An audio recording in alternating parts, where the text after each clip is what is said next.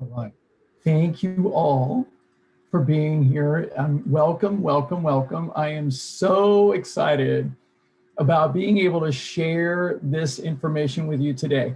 So this is a new webinar, new topic, the pursuit of happiness. I'm so excited. And yes, I have been accused of being overly too happy, and I'm pretty proud of it. So I'm very, very happy to share with you what I have learned on this incredible journey of pursuing happiness. And I wasn't always this way, I just got to tell you. So my name, Ruben J. Guzman. I am your host for this webinar today, and I got lots of material to share with you. I'm very, very excited. So I always like to start off with a story because I want to share with you my personal experience around this topic. And like many of us, I grew up being the eldest son of two parents who had no clue what to do being a parent. My mother was only 21 when I was born. My father was 22. They didn't know anything about children. My mother had never even babysat before. And so it was just like really, really difficult. My parents did the best that they could, but it was challenging for me growing up. I didn't learn to be happy because growing up in that household, there was a lot of stress, a lot of struggle. And that was how I grew up. I grew up with that. God bless my parents. I mean, they did the best that they could, but it was challenging. It was challenging because, you know, my father was a rageaholic. He was somebody who got very, very quick tempered.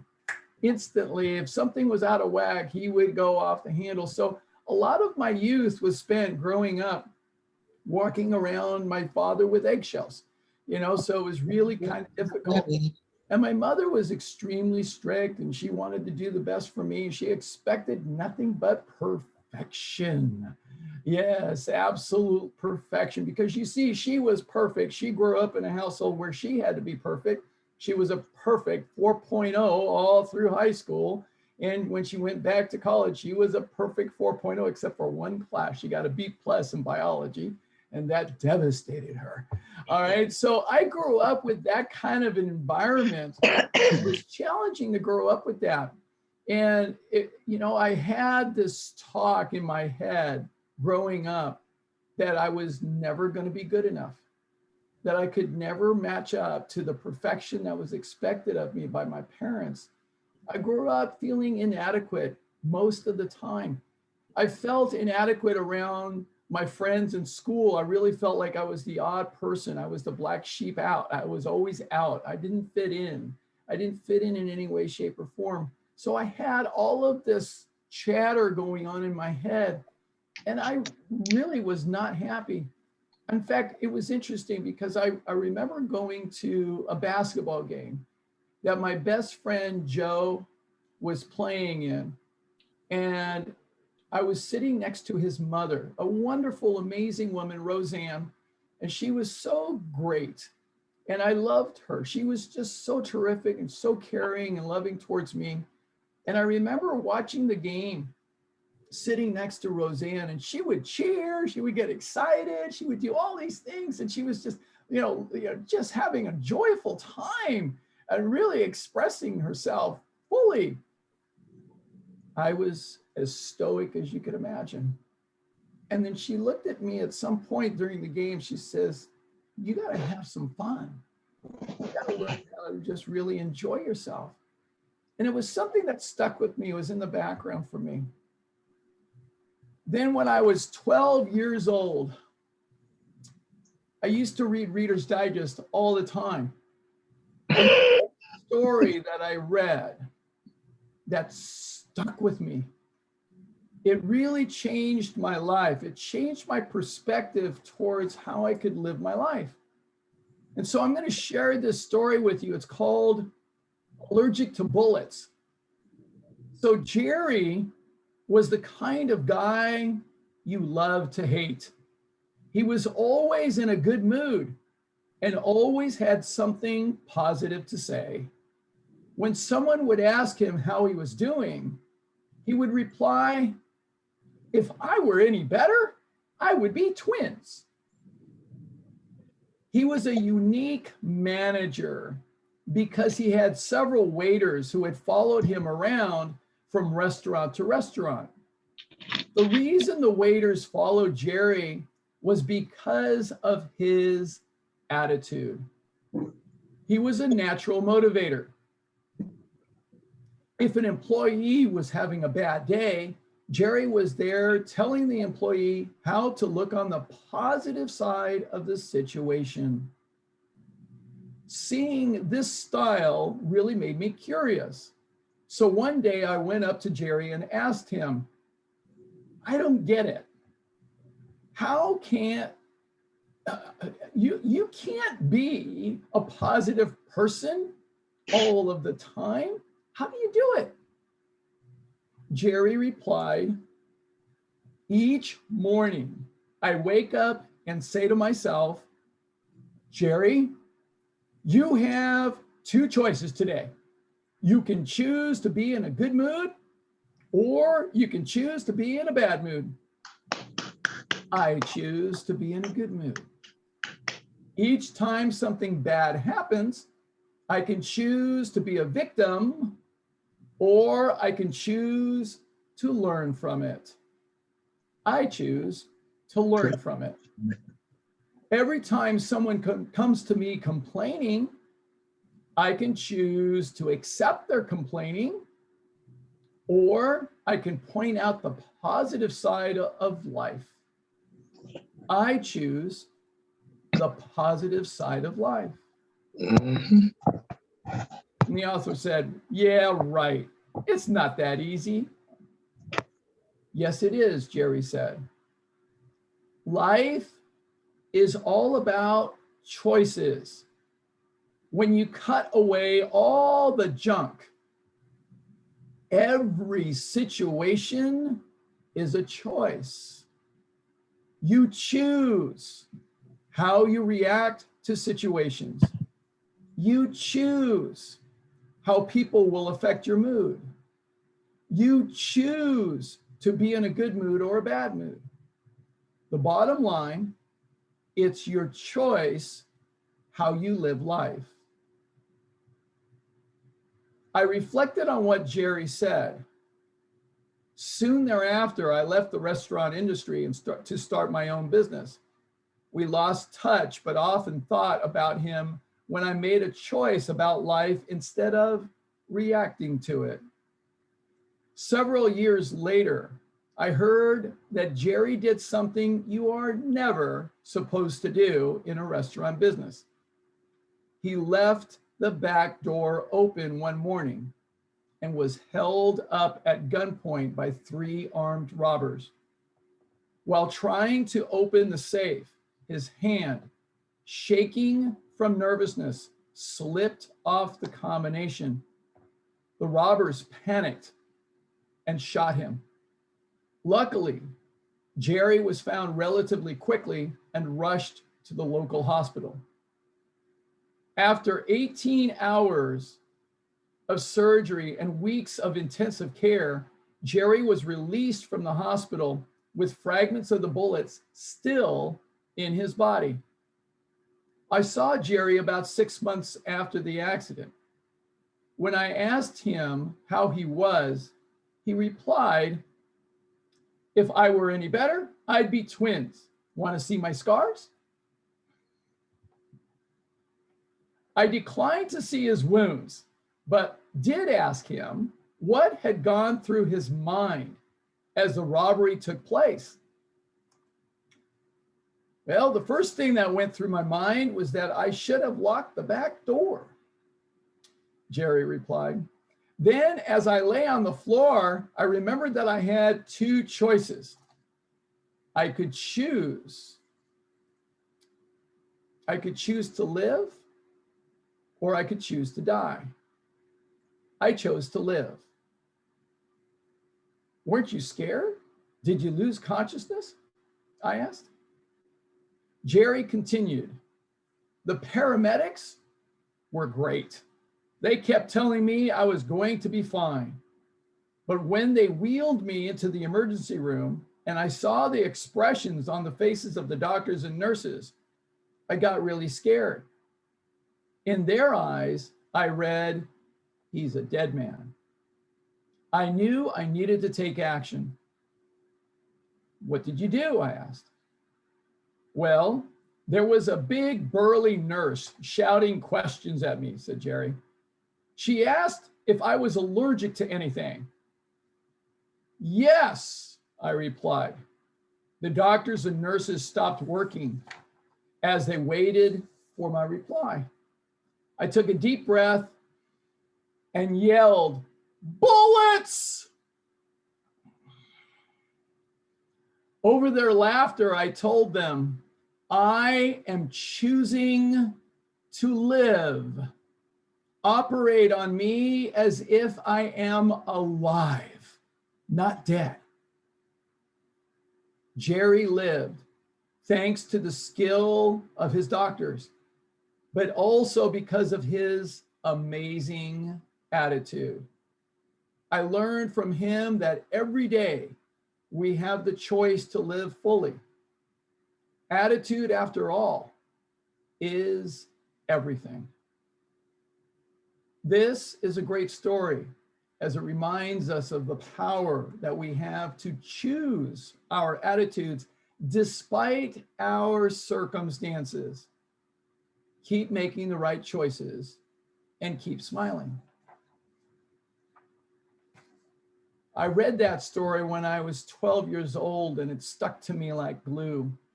And it really helped shape me as far as what I started to learn for myself in choosing my attitude. I started to choose to have a good mood, to choose to be able to be positive. And I started choosing that. And it really started to make a difference for me. And there were times in my life that were very challenging, very difficult. In 1990, I ruptured my Achilles tendon, completely snapped it off while playing basketball. I had emergency surgery the next day, and the doctor had to suture it into another tendon and splice it in order to keep it together because it was so badly frayed. I asked the doctor if I would be able to play basketball again because basketball is such an incredible therapy for me. And he said, don't even think about it. Your days on the court are over. You're done. You'll be lucky if you can walk normally again. So I became devastated and depressed. And I did what any hardworking, responsible, intelligent, depressed person does when they're depressed, which is, eat. But not eating healthy food, eating comfort food, junk food, processed foods. And I did a lot of that for the next 4.5 years. That was the dark night of the soul that lasted for 4.5 years in my life. And so what had happened, as you would expect, I put on 55 pounds of extra weight. I had high blood pressure. I had high blood sugar. I had high cholesterol. I had issues, and I didn't care. When the nurse practitioner told me I needed to make some changes, I still didn't care until my friend woke me up one day by calling me chubby. He called me chubby.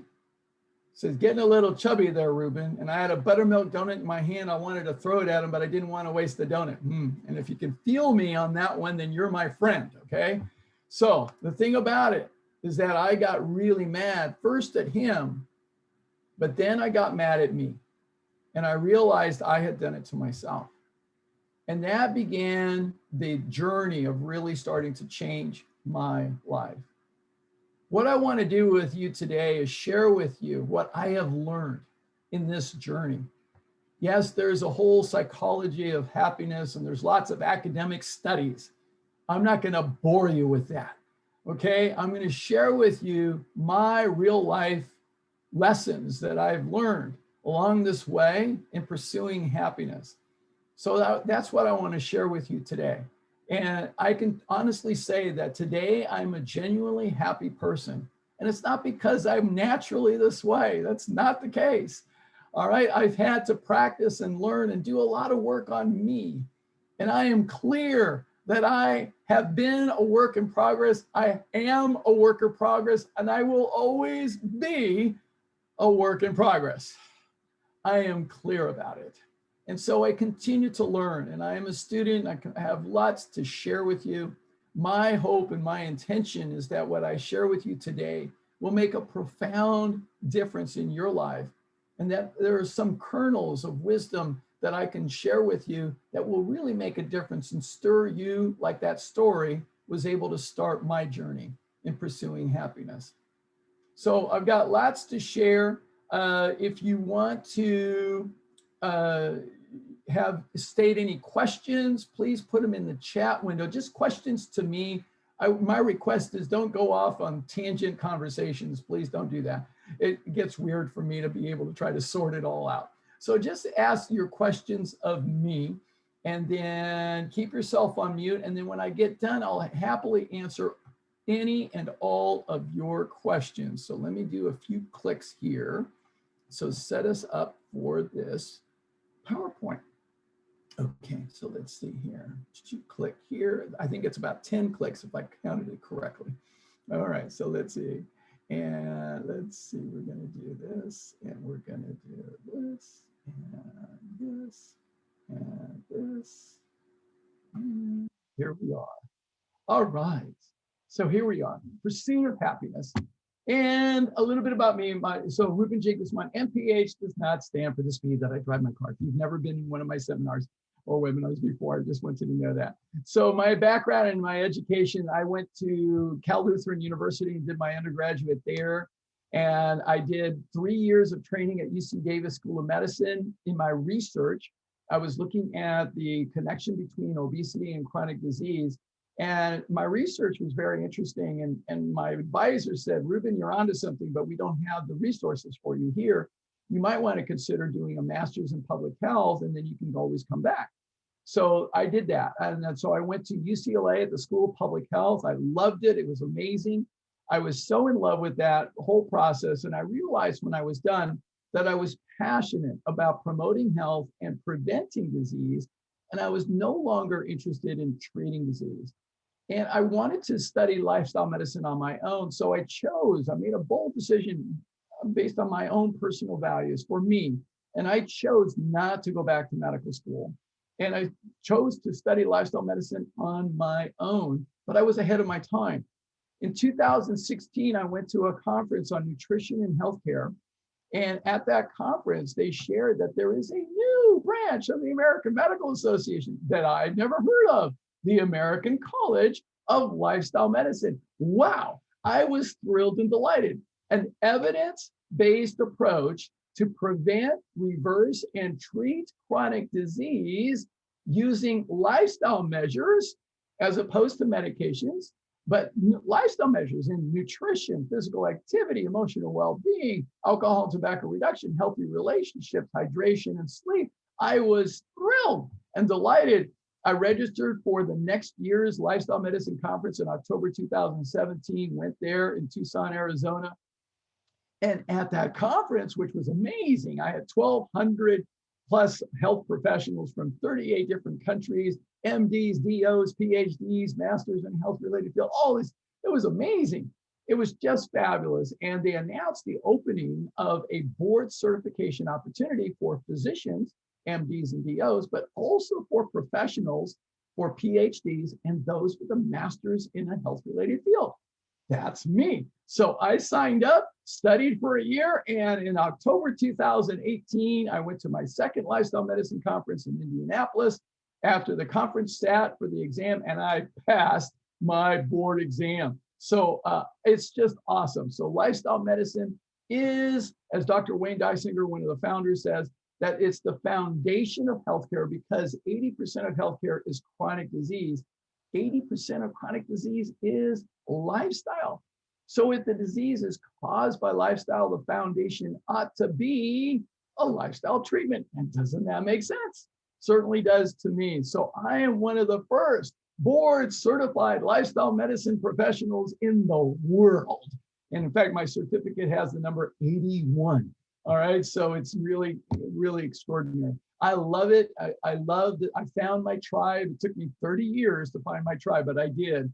I'm also a member of the Institute of Coaching out of Harvard. I love it as well. This is all consistent with lifestyle medicine approach. So I get to live into this quote that Thomas Edison said well over 100 years ago, that the doctor of the future will give no medicine, but will instruct his patient in the care of the human frame, in diet, and in the cause and prevention of disease. Absolutely true as far as I'm concerned. And that's what lifestyle medicine is really about. That's what we do in lifestyle medicine. In addition, I just want to let you know, I have absolutely zero, zilch, nada, no conflicts of interest whatsoever. I got no products to sell you. I've got no schemes. I got no gimmicks. All right. I'm an educator. I do this passionately for free. All right. I do this passionately. Why? Why? Because one, I'm passionate about eliminating chronic disease from the face of the planet. I am absolutely passionate about that. And second, I feel it's important for all of us as adults to leave a legacy of this planet being in better shape than how we found it. I've got 4 boys, and I want my children and my grandchildren to come and my great-grandchildren to come to all have a better place to live on than how I found it.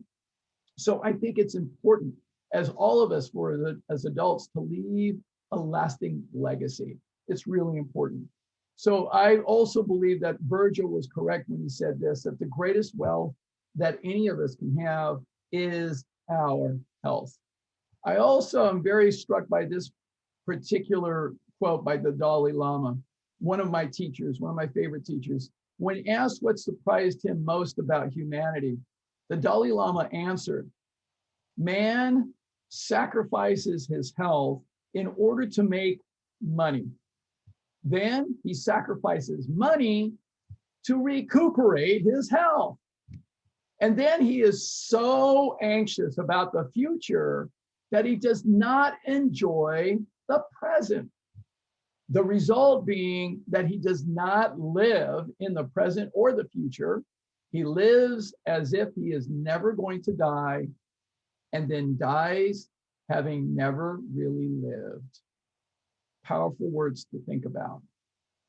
So I just want to share with you, besides the Dalai Lama, I've got a whole bunch of teachers. I just wanted to give you a partial list of the teachers that I'm calling on for today's webinar. All right. So this is just a partial list. I've got lots.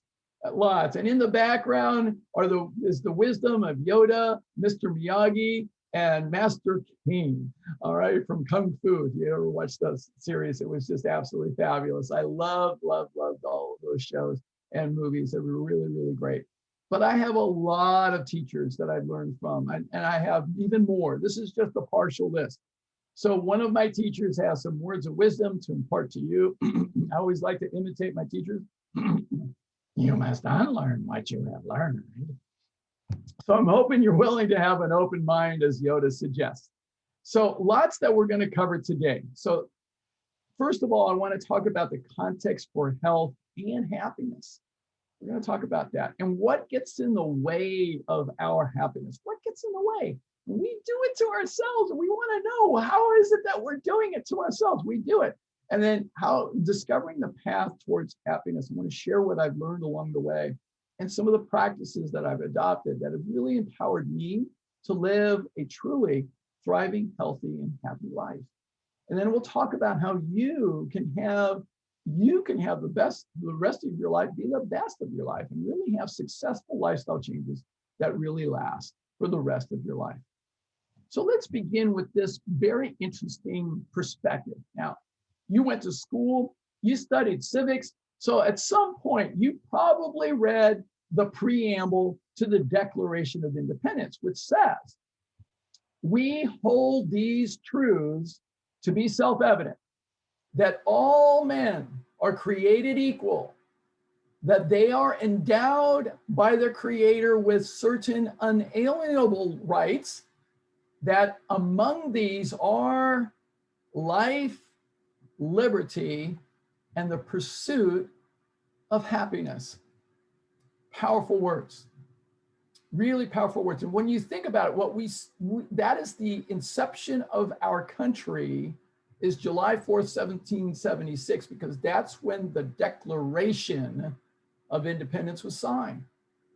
So they put it all on the line for life, liberty, and the pursuit of happiness. But it's interesting Because one of the wise teachers of the time was Nathaniel Hawthorne, and he had this to say about happiness. Can we really pursue it? He said that happiness is like a butterfly, which when pursued is always beyond our grasp. But if you will sit down quietly, may alight upon you. Something to think about. I happen to think that Nathaniel Hawthorne was also a student of some ancient wisdom, including he may have read the Tao Te Ching, because from ancient times, happiness is the absence of the striving for happiness. Chuang Tzu wrote this in the Tao Te Ching. Happiness is the absence of the striving for happiness.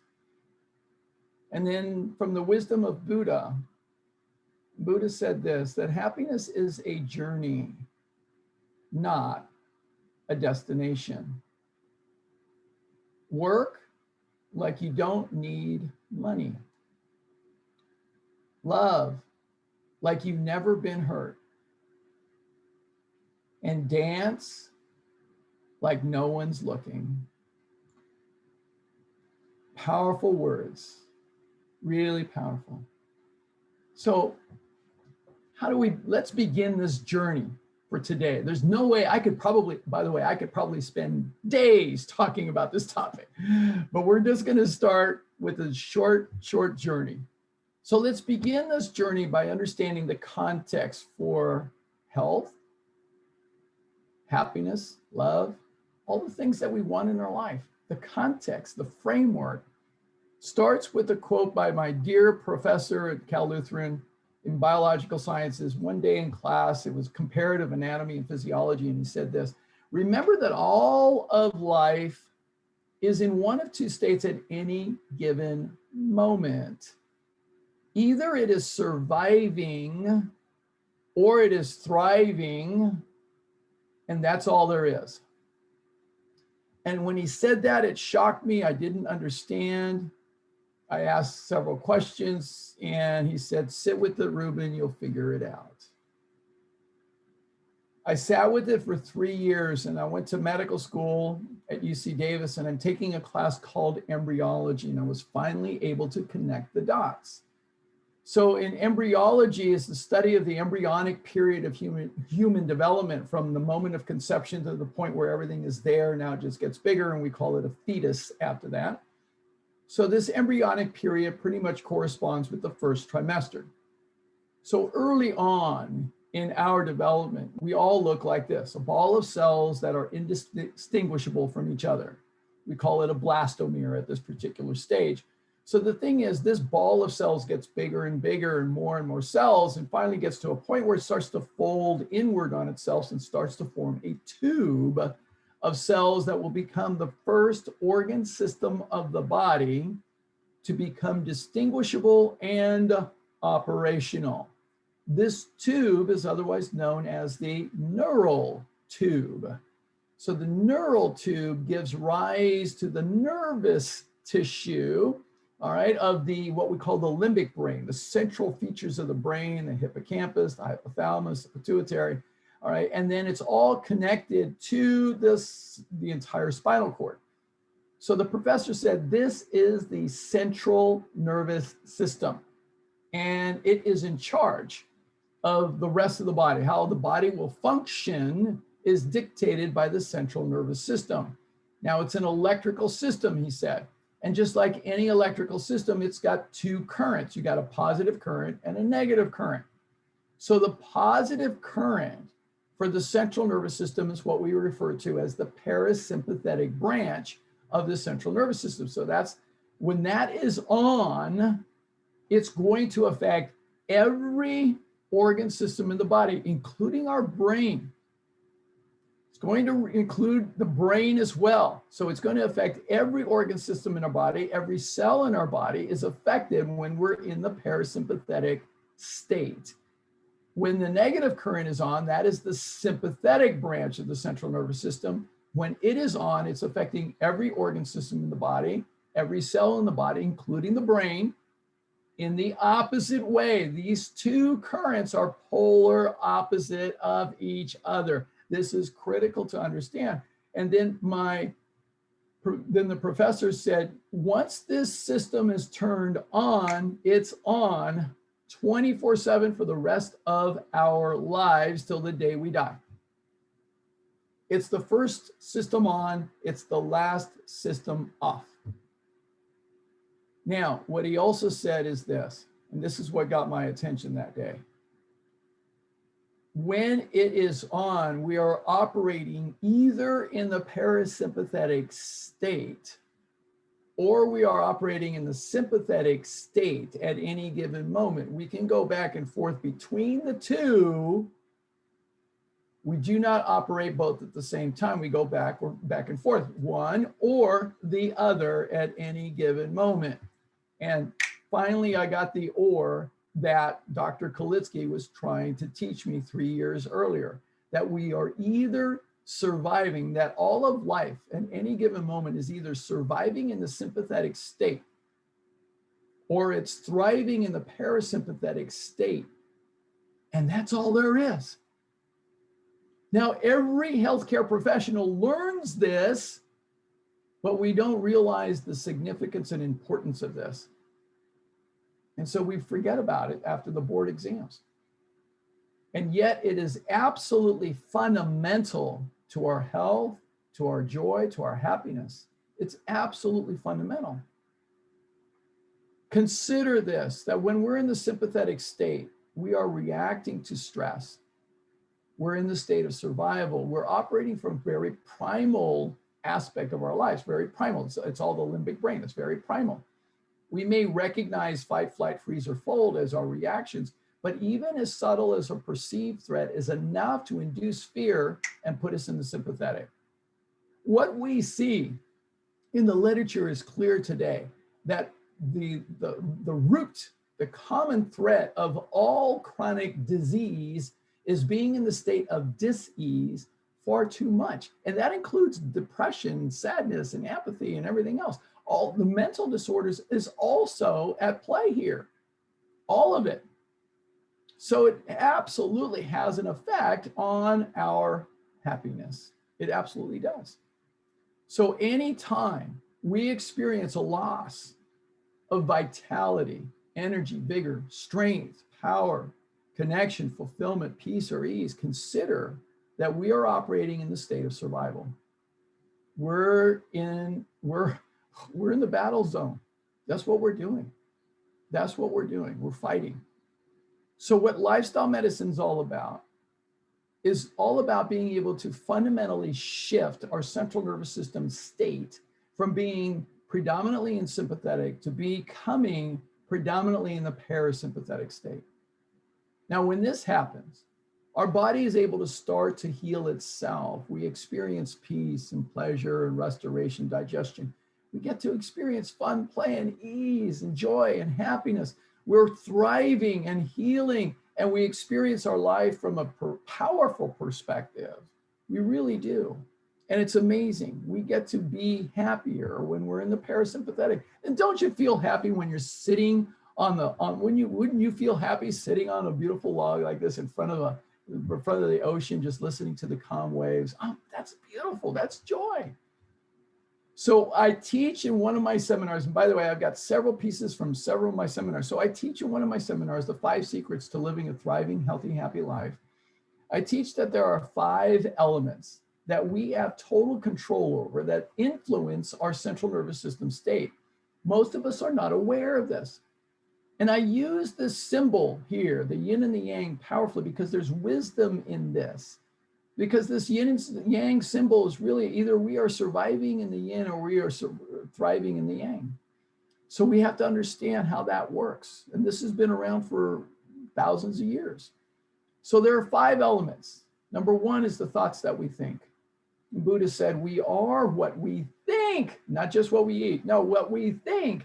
All that we are arises with our thoughts. With our thoughts, we remake our world. We do. And then from the Bible, Proverbs 23:7, for as he thinks in his heart, so is he. Powerful to get that. Really important. And then from a fabulous, amazing book written by James Allen called As a Man Thinketh. It's an old book, classic book, and he wrote this many years ago. All we achieve and all that we fail to achieve is the direct result of our own thoughts. You are today where your thoughts have brought you. You will be tomorrow where your thoughts take you. So you get to choose. You get to choose what your thoughts are going to be. So I've learned from many teachers about being able to manage and direct our thoughts, including a great book by Napoleon Hill, Think and Grow Rich. And that's also, it could be retitled Think and Grow Happy. It really is, it's powerful. So we want to understand that. That's the first secret. The second element are going to be the words that we speak. Words are powerful. And I learned sticks and stones can break my bones, but words will never hurt me, but that's a lie. Okay, so the thing about it is that words are powerful. And Buddha even said this. He said that words have the power to destroy or heal. Notice the dichotomy once again. When words are both true and kind, they can change our world. Very powerful. The third secret that we have total control over are the actions that we take because, and if you're a parent, you know this one really well because actions speak louder than words. Our children do not listen to us. No, not nearly as much as watch what we do. All right, so that's the game. That's how it works. So we have to learn how to be able to walk our talk. Yes, indeed. And as one of my other favorite teachers, Stephen Covey, says that the key to growth is to learn to make promises and to keep them. No kidding. So that's the third secret. The fourth secret is going to be the company we keep. Show me your friends and I'll show you your future. And I'm so glad my mother was picky about the friends that I had in my life. I'm no kidding. She screened everyone. So the thing is, it was very good. I'm so grateful she did. Well, Jim Rohn, another one of my favorite teachers, says this, that you are the average of the 5 people you spend the most time with. Powerful to get. And sometimes we have to do a reevaluation. Maybe I've got some people that have too much stinking thinking and I need to move on to finding some new friends. So I love what Zig Ziglar says, another one of my favorite teachers. And he said this, that life is too short to spend your precious time trying to convince a person who wants to live in gloom and doom otherwise. Give lifting that person your best shot, but don't hang around long enough for his or her bad attitude to pull you down. Instead, surround yourself with optimistic people. Powerful, sound, sage advice. And I love the words also by another one of my favorite teachers, Gandhi, who said this, I will not let anyone walk through my mind with their dirty feet. Isn't that a great one? That's one of my favorites. One of my favorites. By the way, I'm going to send you all the slides from today's webinar, so you don't have to worry about copying everything down, just so you know. All right. And then, so if you want to build a new direction in your life, a new future for yourself, I learned that you need to hang out with people who fit your desired and intended future, not your history. Not your history. Learn to let go of your history. If you've been in a situation where you've not been happy, you got to let go of that and move forward, move in a new direction. So that's the fourth secret. The fifth secret is the one that really is a game changer, but most people don't recognize this. And that is the food that you eat. Yeah, the food? The what? If it looks good, tastes good, smells good, it must be good. No. Not necessarily true. And if it's got good nutritional value, it's high in protein, high in this, high in that, low in that. No, not necessarily true. And just because some so-called expert who appears on Good Morning America or the Dr. Oz show doesn't mean it's necessarily correct. But the truth is, all food has a neurological response for every single one of us, and it could be different from person to person. It really could. So there is a neurological response. Our body's reacting to everything. Everything affects our central nervous system, including our food, including our food. So what most of us don't realize is that the food that we eat can either be the safest and most powerful form of medicine, as Hippocrates said, let medicine be thy food and food be thy medicine. Or it can be the slowest form of poison. And that's one of the things that can occur. So remember, and it's about being consciously aware that every time you eat or drink, you're either feeding disease or you're fighting it. And if you eat the wrong foods, it'll put you in the sympathetic and perpetuate being in the state of survival. We now have incredible brain scans. Dr. Daniel Amen has done over, I think it's over 25,000 brain scans.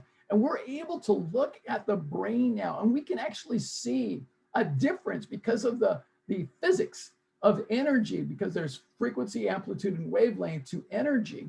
We can actually see a difference between somebody who's not depressed and happy and they're in the parasympathetic state. They have more vibrant color to their brain than somebody who's in this sympathetic state and lower frequency.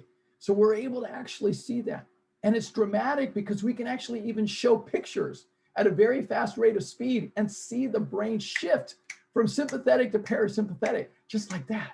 It's incredible when you see our brain is so sensitive to everything that we expose it to, everything. So in summary, the 5 secrets that I think are very important that affect our central nervous system that we have total control over are the thoughts that we think, the words that you speak, the actions you take, the company we keep, and the food we eat. All of it matters. I'm going to expand on some of this as we move along. But in addition to that, everything that we talk about in lifestyle medicine also affects our central nervous system. And this is how we have to really look at our body, because our body is the context for everything. So hydration, nutrition, physical activity, harmful substance reduction is very important. Sleep, emotional well-being, and stress management. And that's truly a part of being, happiness is a part of that. And healthy relationships, happiness is a part of that as well. So all of that's important.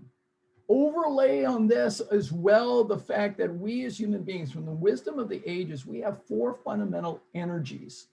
All 4 energies are important to our well-being. So yes, our physical energy is important. Yes, our food, our exercise, our sleep and resting, everybody knows that, but there's more to us than meets the eye. Our mental energy, being able to focus on one thing at a time, being able to operate with no distractions, having clarity in what we're doing, knowing what's most important. Our emotional energy is critically important to our well-being, how we feel, having positive emotions, engagement levels, being connected with people, being valued and feeling respected and valued by others. And then our spiritual energy is critically important. Now, I'm not talking about religion here. Our spiritual energy from this perspective is our sense of purpose and direction. Like, what value do you bring to the world? Our deep values, what matters most to us, and needing to matter as a human being. All of these energies are critically important for our happiness and well-being. They all are. So one of the things that I started to learn about in terms of how we can actually create a healthier, happier life is understanding that I was not happy because I had created that for myself. Gary John Bishop's one of my favorite teachers. He says this: you have the life you're willing to put up with. I'll put it to you this way, that up to this point in your life, what you have in your life has been the result of what you've been willing to put up with up to this point. You've tolerated what you've tolerated, and the result is you have what you have. That's humbling. It's humbling to consider that. One of my favorite teachers in psychology, I taught psychology, and one of the favorite teachers is Carl Jung, and he says this, that one does not become enlightened or happy by imagining figures of light, but by making the darkness conscious, by becoming aware.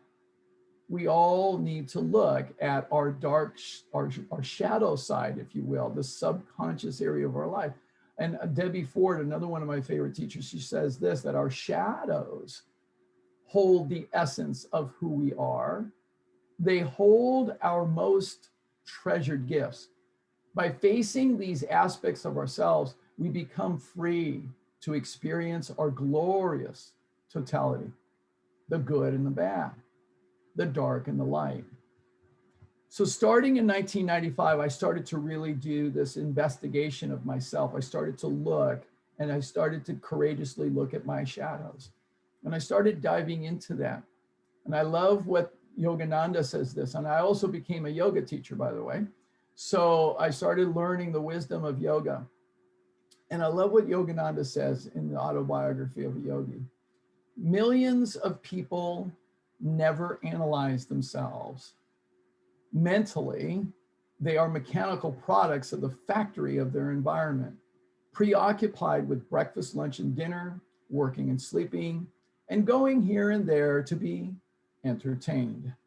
They don't know what or why they are seeking, nor why they never realize complete happiness and lasting satisfaction. By evading self-analysis, people go on being robots, conditioned by their environment. True self-analysis is the greatest art of progress. Being a student of so many of these teachers that I've had over the last 25 years especially, I can truly say that it's really the greatest gift to oneself is self-analysis, true self-analysis. So then one of the things that I learned that is very powerful to understand, and it's a question to ask for all of us, is how do we primarily learn about life, health, happiness, and nutrition? How do we learn about that? We have to learn this stuff, right? It's not inherent. How do we learn? And Dr. Bruce Lipton, another one of my favorites, he says this, that 95% of our life is coming from the programs of how to live life that we get in the first 7 years of life. Now, I don't know about you, but I don't remember a whole lot from before the age of 7. None of us do. We may remember a few very, very powerful things that we saw or heard or experienced, but very, very little. So the thing about it is that when we're early in our development, the first 7 years of our life, our brain is operating at a different wavelength called theta. And it's basically downloading everything that we see, that we hear, that we experience. And so we're downloading all this information. We don't really have to actively learn. We don't have to memorize anything. We don't have to read books. No, we're downloading all this information. It's getting imprinted into our subconscious mind. Sometimes I refer to it as our inner child. And so the thing is, we're learning this. As Dr. Bruce Lipton talks about, he says that, are we running our lives with conscious mind? Or are we running our lives with the subconscious programs? Well, science has revealed that only 5% of the day we are operating our nervous system using the conscious mind's creative wishes and desires. 95% of the day, our life is coming straight out of the programs in our subconscious mind. Whoa. Whoa. Now this is powerful to realize. It's humbling and it's powerful at the same time. Because if we can get this, then the key to being able to really experience happiness is understanding that most of our life we operate like people in the Matrix. We're operating like zombies, just operating based on the programming. And that's what we're doing. By the way, the Matrix movies, watch that trilogy because it's powerful. As Dr. Bruce Lipton says, the Matrix is not science fiction. It is a documentary. All right, so you need to watch it with that perspective. And that's how we live our life, like we're in the Matrix. But we can break out of the Matrix. We can break out of the matrix by understanding the reality of how we actually create our lives. There are many ways to look at how we create our lives and how our lives truly function. There are many models in psychology. Here is one that I talk about, and I use this in my Illuminating Self-Sabotage. So what happens to us as human beings is that events will occur, things will happen. And then what will happen right after that, immediately after something happens, we will create an interpretation of that event. So we will filter that event through a part of our brain called the reticular activating system. So we're going to filter that through, and now we're going to have a perspective of what happened. We know this. We can have 8 people all present at a traffic accident, see a traffic accident, and you'll get 8 different stories of what they saw. So we all have our unique perspective. But then the next thing that we do is we're going to match that perspective, that story, up against our beliefs. So we're going to actually pull out of our card catalog system our beliefs. We have belief statements that we're going to pull out, and we're going to match it up. And then we're going to compare, assess, and judge the situation against our beliefs. Is this good? Is this bad? Is this right? Is this wrong? Does this work? Does this not work? So we're going to come up with a whole host of things. We'll come up with those comparisons, assessments, and judgments at a drop of a hat. Drop of a hat. Then what do? We reach into, now we pass the sentence, and we pull out of our toolbox our strategies. We collect tools as our life goes on, and we pull these strategies out of our toolbox. Sometimes it's a screwdriver, sometimes it's a hammer. So we pull out different tools. The tools that we use most frequently will become our habits. Here's the reality. What we talk about in psychology is that the results that we have in our life, whether it's our happiness or depression or sadness, whatever the case may be, is all based on our habits. Those habits produce our results. Those habits produce our results. Now, what we tend to do, especially if we're in the state of survival, how we tend to live our life, one of the things that I learned a long time ago is that we tend to live never being present. So consider this, my friends. Consider that, how we got to be the person that we are today. So things that influenced us, our parents, our educators, the media, friends, bad decisions, good decisions, all kinds of things that influence who we are today. If we were to sum that up all in terms of time, that would be the past. So we could say that who we are right now in the present is a result of everything that occurred in the past. But that's not really the case. So here's a little bit of logic to kind of throw a twist into things. So who we are in the present is a result of everything that happened in our past. If that's the case, now the past is in the past, right? Yes, it is. Is there anything you can do to change the past? No, there isn't. So if everything you are right now in the present moment is a result of your past, and the past is in the past, there's nothing you can do to change the past, then who you are in the present moment can't be changed either. Now, that's a perfectly logical statement, but it doesn't go well, right? Like, no, I can change if I want to. But the thing is, how many of you know people that they're the same way over and over again? Like you can predict them day after day, right? How many of you know people like that, right? So the thing is, here's what we do. We do not keep the past in the past. How we function as human beings is we relocate the past in a different place. We don't keep the past in the past. Something will happen, and then we make a decision instantly. Oh, he said this to me, and therefore off with his head. Okay. Oh, she did that to me, with off with her head. Okay, so we come up with all kinds of decisions. Oh, I was embarrassed by this. I will never do that again. I will be embarrassed by that. I will never do that again. So we come up with decisions, and we put that decision where? Not in the present. No, we put it all the way out here in the future.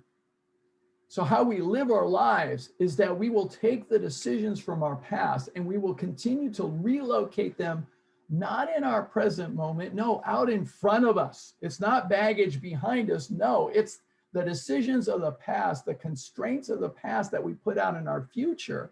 And what we end up doing is cluttering up our future so much with all of these decisions from our past that ends up being so cluttered that there's no room left in the future. So then what happens is that we continue to relive the past over and over and over again. So we become automatons. We continue to repeat the past over and over, never being present.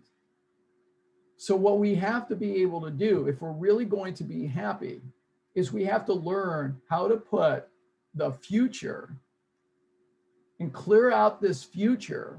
We have to clear out all the constraints from the past that we located in the future and put all of those constraints from the past back in the past where they belong. Put them back in the past where they belong. And what does that do then? If we put them all back in the past where they belong, it leaves a wide open future where anything is possible. Anything is possible.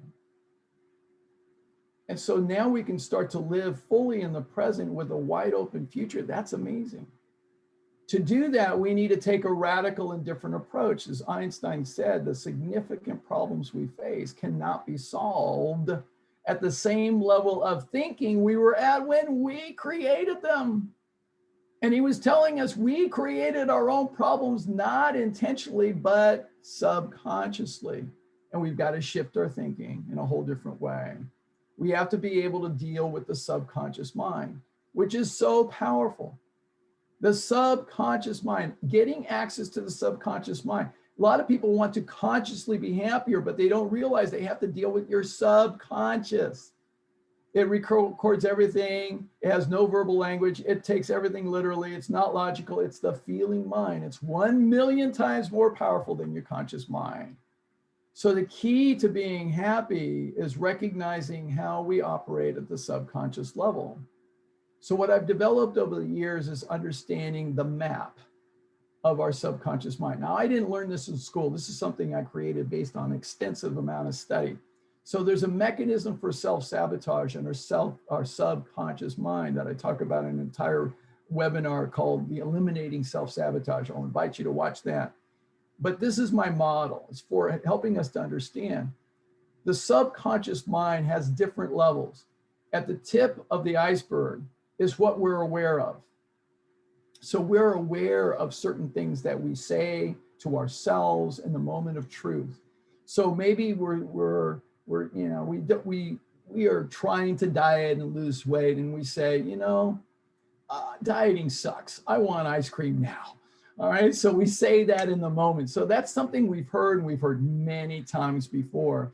So those are aware conversations that you can have.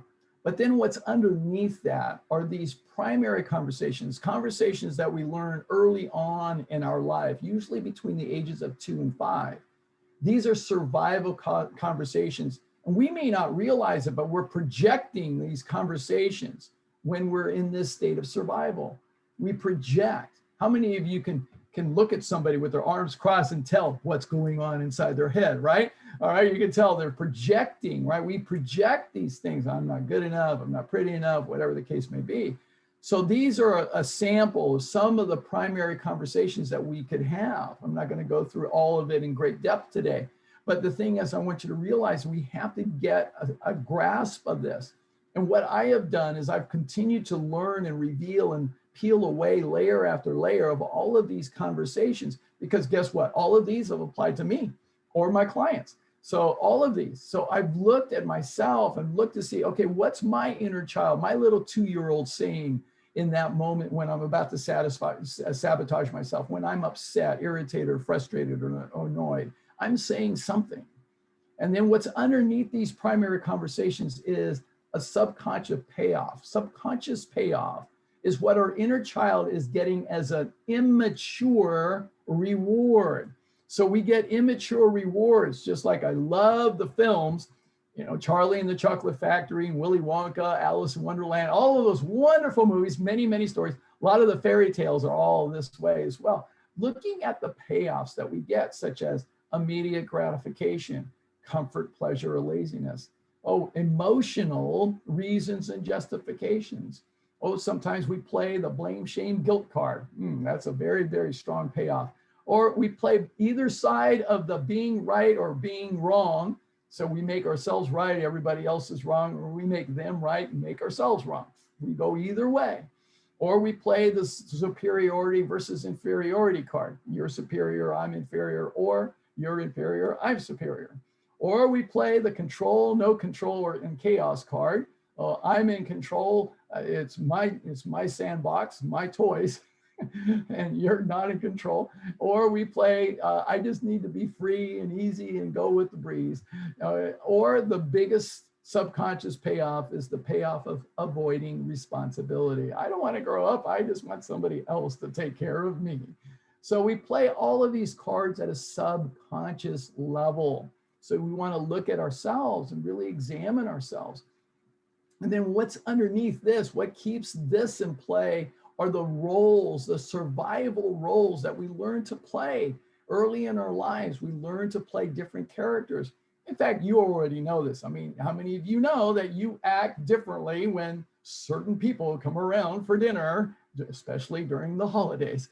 All right, so we all do this. We put on a mask and we play all kinds of roles, including victim, the martyr, the rescuer, the rebel, the jester, the cynic, the ostrich, the masochist, the sadist, the narcissist, the entitled, the peacekeeper, the people pleaser, or people user. We play all kinds of roles.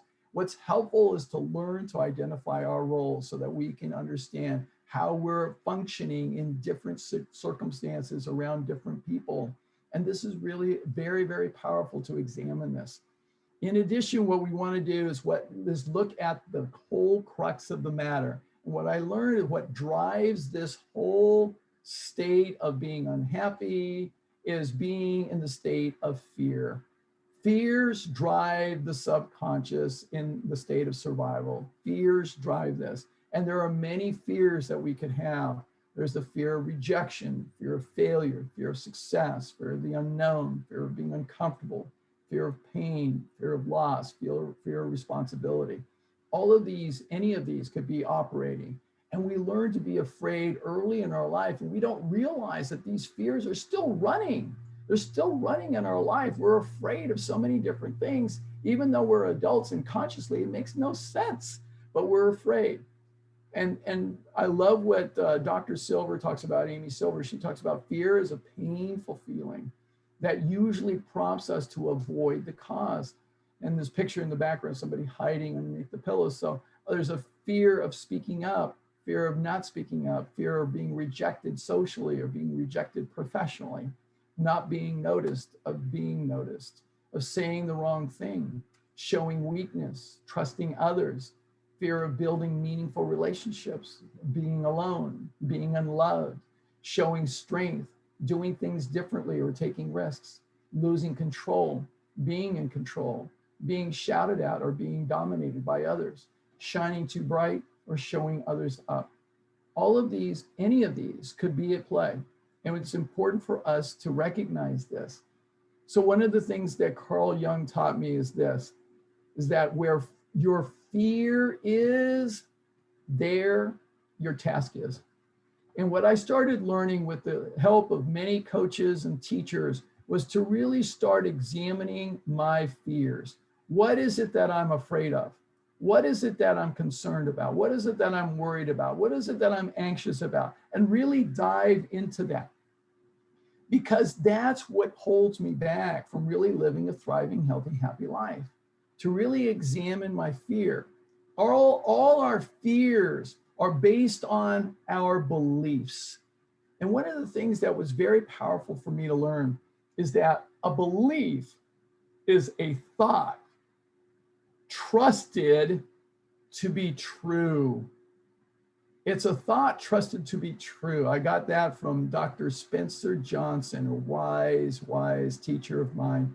A great book that he wrote. In fact, it was his last book before he died of pancreatic cancer.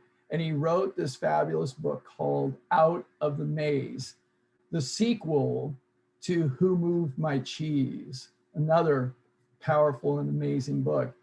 But a belief is a thought trusted to be true. It is not necessarily true. In psychology, we define beliefs as simply strongly held opinions, and everybody's got them, but they're not necessarily the truth. The pitfall for us as human beings is we get attached to our beliefs and we hold on to them like they are the truth, but they're not necessarily the truth. I mean, look at some of the beliefs that we've had. For hundreds of years, we have believed that the earth was flat. Did you know that there are still people that still believe that the earth is flat? There are, okay? They're flat earthers. They absolutely believe that the earth is still flat, all right? They believe that. It's just a thought trusted to be true. It's just a strongly held opinion. And they believe that everything else is conspiracy, that the news is basically holding us a conspiracy, that NASA is conspiracy. So they have all of these amazing kinds of thoughts. So we as human beings can have all kinds of amazing beliefs, all kinds. And then what happens when we're unhappy, we're holding on to these beliefs. And what I learned is that when we're unhappy, we're experiencing stress. And that everything that we feel as stress is a function of two factors: what we perceive, our beliefs, and then secondly, how we react, which is our subconscious programming. This is an automatic process, and we don't realize it when it's happening, but it's happening, and it happens so quickly. So how we perceive this, it's our beliefs, how we see things and how we react. And the challenge is to respond as opposed to react. To respond as opposed to react. And it's easier said than done. It's easier said than done. As another one of my favorite teachers, Thich Nhat Hanh, says, that people have a hard time letting go of their suffering, being in the state of survival and being stressed, out of a fear of the unknown. They prefer suffering that is familiar. That's humbling. That's humbling. And it's really humbling to look. I've had to look at myself like, oh, I'm irritated, I'm frustrated, I'm annoyed, I'm upset. Oh, I'm suffering. That's my holding on to what I am afraid to let go of. That's me. It's not somebody else. It's not the circumstances. No, it's me. It's me. Another one of my favorite teachers, Dan Millman, who wrote The Peaceful Warrior, The Sacred Path of the Peaceful Warrior, fabulous material, lots of things. And he says this, that life is not suffering. It's not meant to be suffering, not at all. It's just that you will suffer it rather than enjoy it until you let go of your mind's attachments and just go for the ride freely, no matter what happens. No matter what happens. It's really about being able to get that and let go of the attachments. When we're suffering, what I learned for myself is that when I'm upset, irritated, frustrated, annoyed, I'm holding on to some primary conversations, such as either I'm not getting what I want, or it shouldn't be this way, it's not fair, or some other conversation going on, sometimes both. All right, so those are usually the fundamental conversations. It could be others. It could be others, but I'm holding on to it. I had to learn for myself. It was powerful realization for me to get that if I'm upset, it's me. It's me, I'm doing that. So I've learned along the way to learn to let go of my attachments. This is one of my favorite books, The 5 Levels of Attachment by Don Miguel Ruiz Jr. He's the son of Don Miguel Ruiz, who wrote the 4 Agreements. Well, I'll talk about it a little bit later. But he talks about there's 5 levels of attachment. The first level is actually no attachment. No attachment. That's what it means to be authentic. To be authentic means no attachment, that you're completely present. You have complete acceptance for yourself, for others, just the way that they are. There's no conditions or expectations. You experience joy in your life. The next level of attachment is a mild level, is preference, how you would like it to be, but you're okay if it's not. The next level up from that is identity, how you see yourself as a persona, like I'm a Kings fan, I'm a this fan, I'm a this, I'm a vegan, I'm this, I'm that, whatever the case may be, that's just a persona that you adopt for yourself. But then the next level of attachment is stronger. And this is where we start to have issues, is that when we start to have the internalization of this attachment, and it's a condition for our own self-acceptance. And we start imposing our view on others. Like I will not interact with anybody who's not vegan. I will not, be with anybody who's around this. I will not, we start to impose these conditions. I cannot do blah, blah, blah, whatever. And then the highest level of attachment, in psychology, we refer to this as fanaticism. So fanaticism is where we become so rigid. In internalization, we say should. You should do this, you should do that, I should do this, I should do that. But in fanaticism, it's must. You must do this. And if you don't, it's off with your head. I mean, it's very, very significant, it's rigid. It's absolutely about being right or wrong. That's how it works. So these levels of attachments are powerful to understand because we've all got them. We've all got them. And so it's very powerful to understand what those are and how those come to be and to deal with that. And I love what Don Miguel Ruiz also says, is that of all the beliefs to detach from, this is the most important one. Let go of the attachment that you must obtain some image of perfection in order to be happy. You must let go of the attachment that you must obtain some image of perfection in order to be happy. Wow, that one's really powerful. So let's talk about a little bit more about being happy. By the way, this is from the documentary Happy. If you've not seen it, you must watch it. It is absolutely fantastic. Watch the documentary Happy. So how can we let go of this attachment to perfection? I love the wisdom of this old story, the wise woman's stone. And she said this, and this is how the story goes. A wise woman who was traveling in the mountains found a precious stone in a stream. The next day, she met another traveler who was hungry, and the wise woman opened her bag to share her food. The hungry traveler saw the precious stone and asked the woman to give it to him. She did so without hesitation. The traveler left, rejoicing in his good fortune. He knew the stone was worth enough to give him security for a lifetime. But a few days later, he came back to return the stone to the wise woman. I've been thinking, he said.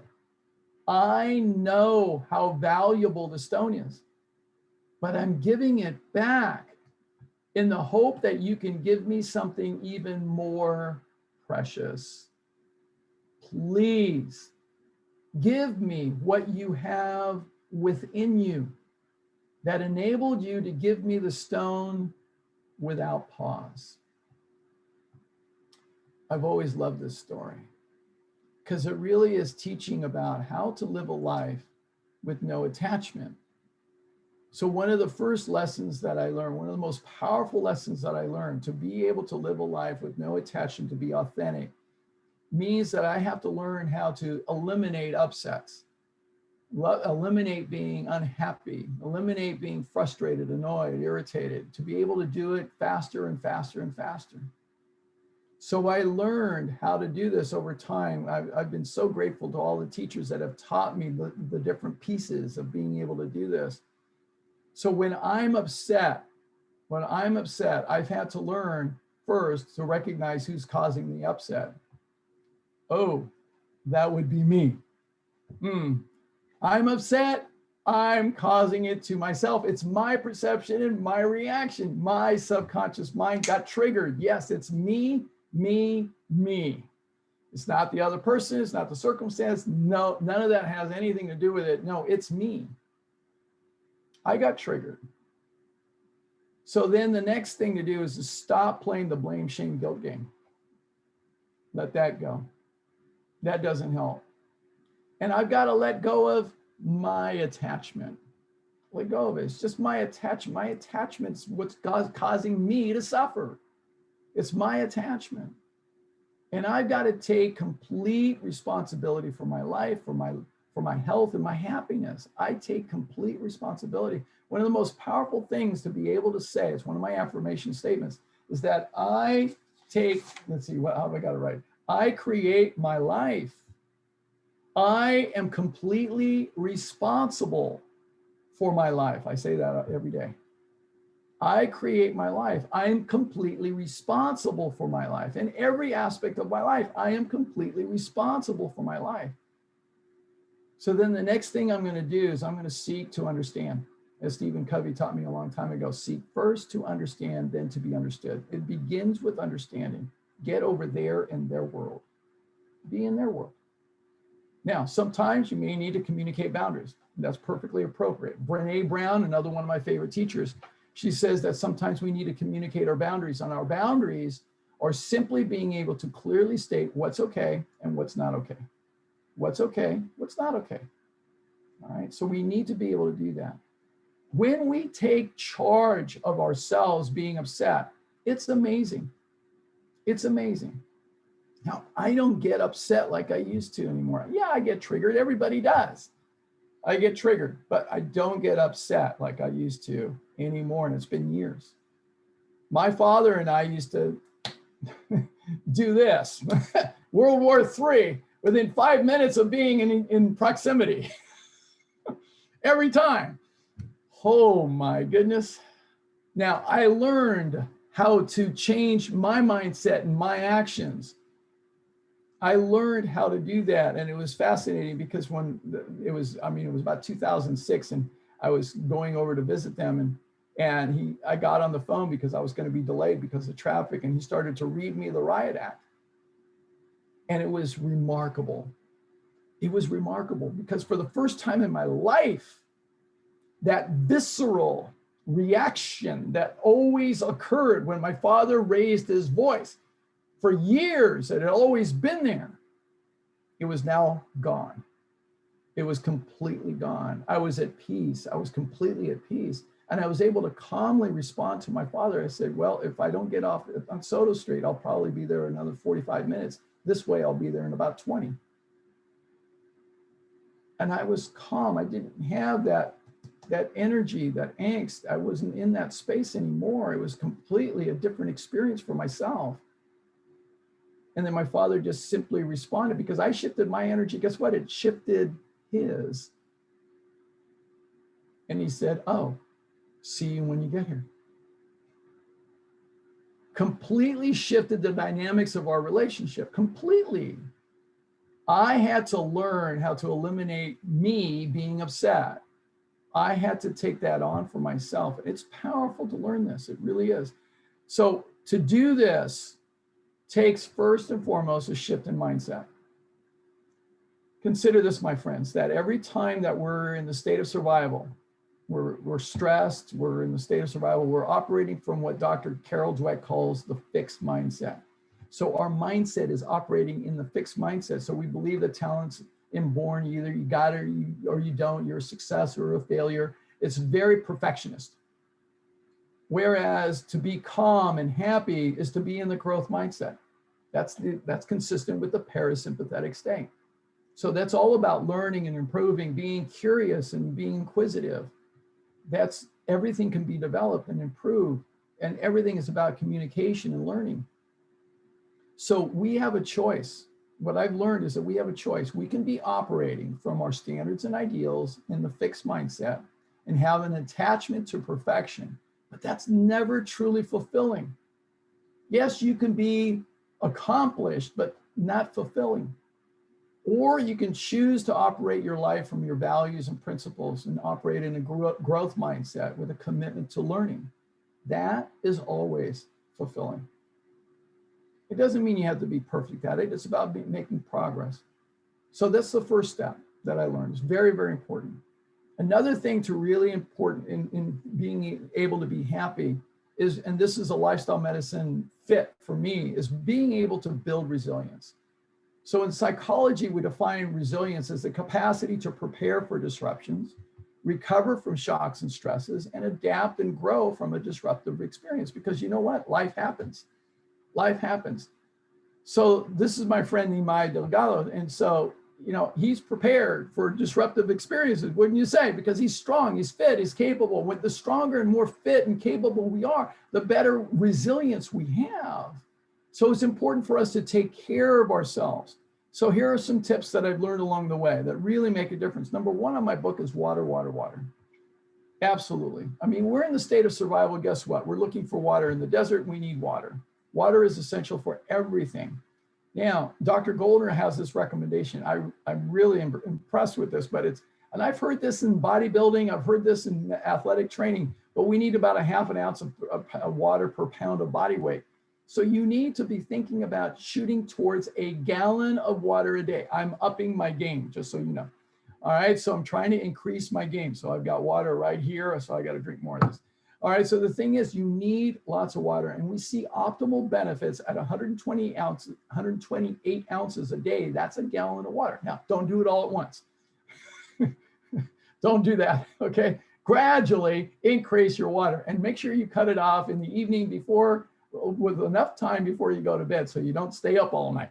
All right, so really important. So there's some tips to help you with this. Drink 2 full 8-ounce glasses or more first thing in the water. I've been working on 3 8-ounce glasses first thing in the morning. That's going to hydrate your brain. What you'll discover is this: you don't need the caffeine. You don't. Your brain needs the water. Your brain's 80% water. Drink a glass of water before and after each meal. We have research that it's a better way to lose weight if you drink 2 glasses before each meal.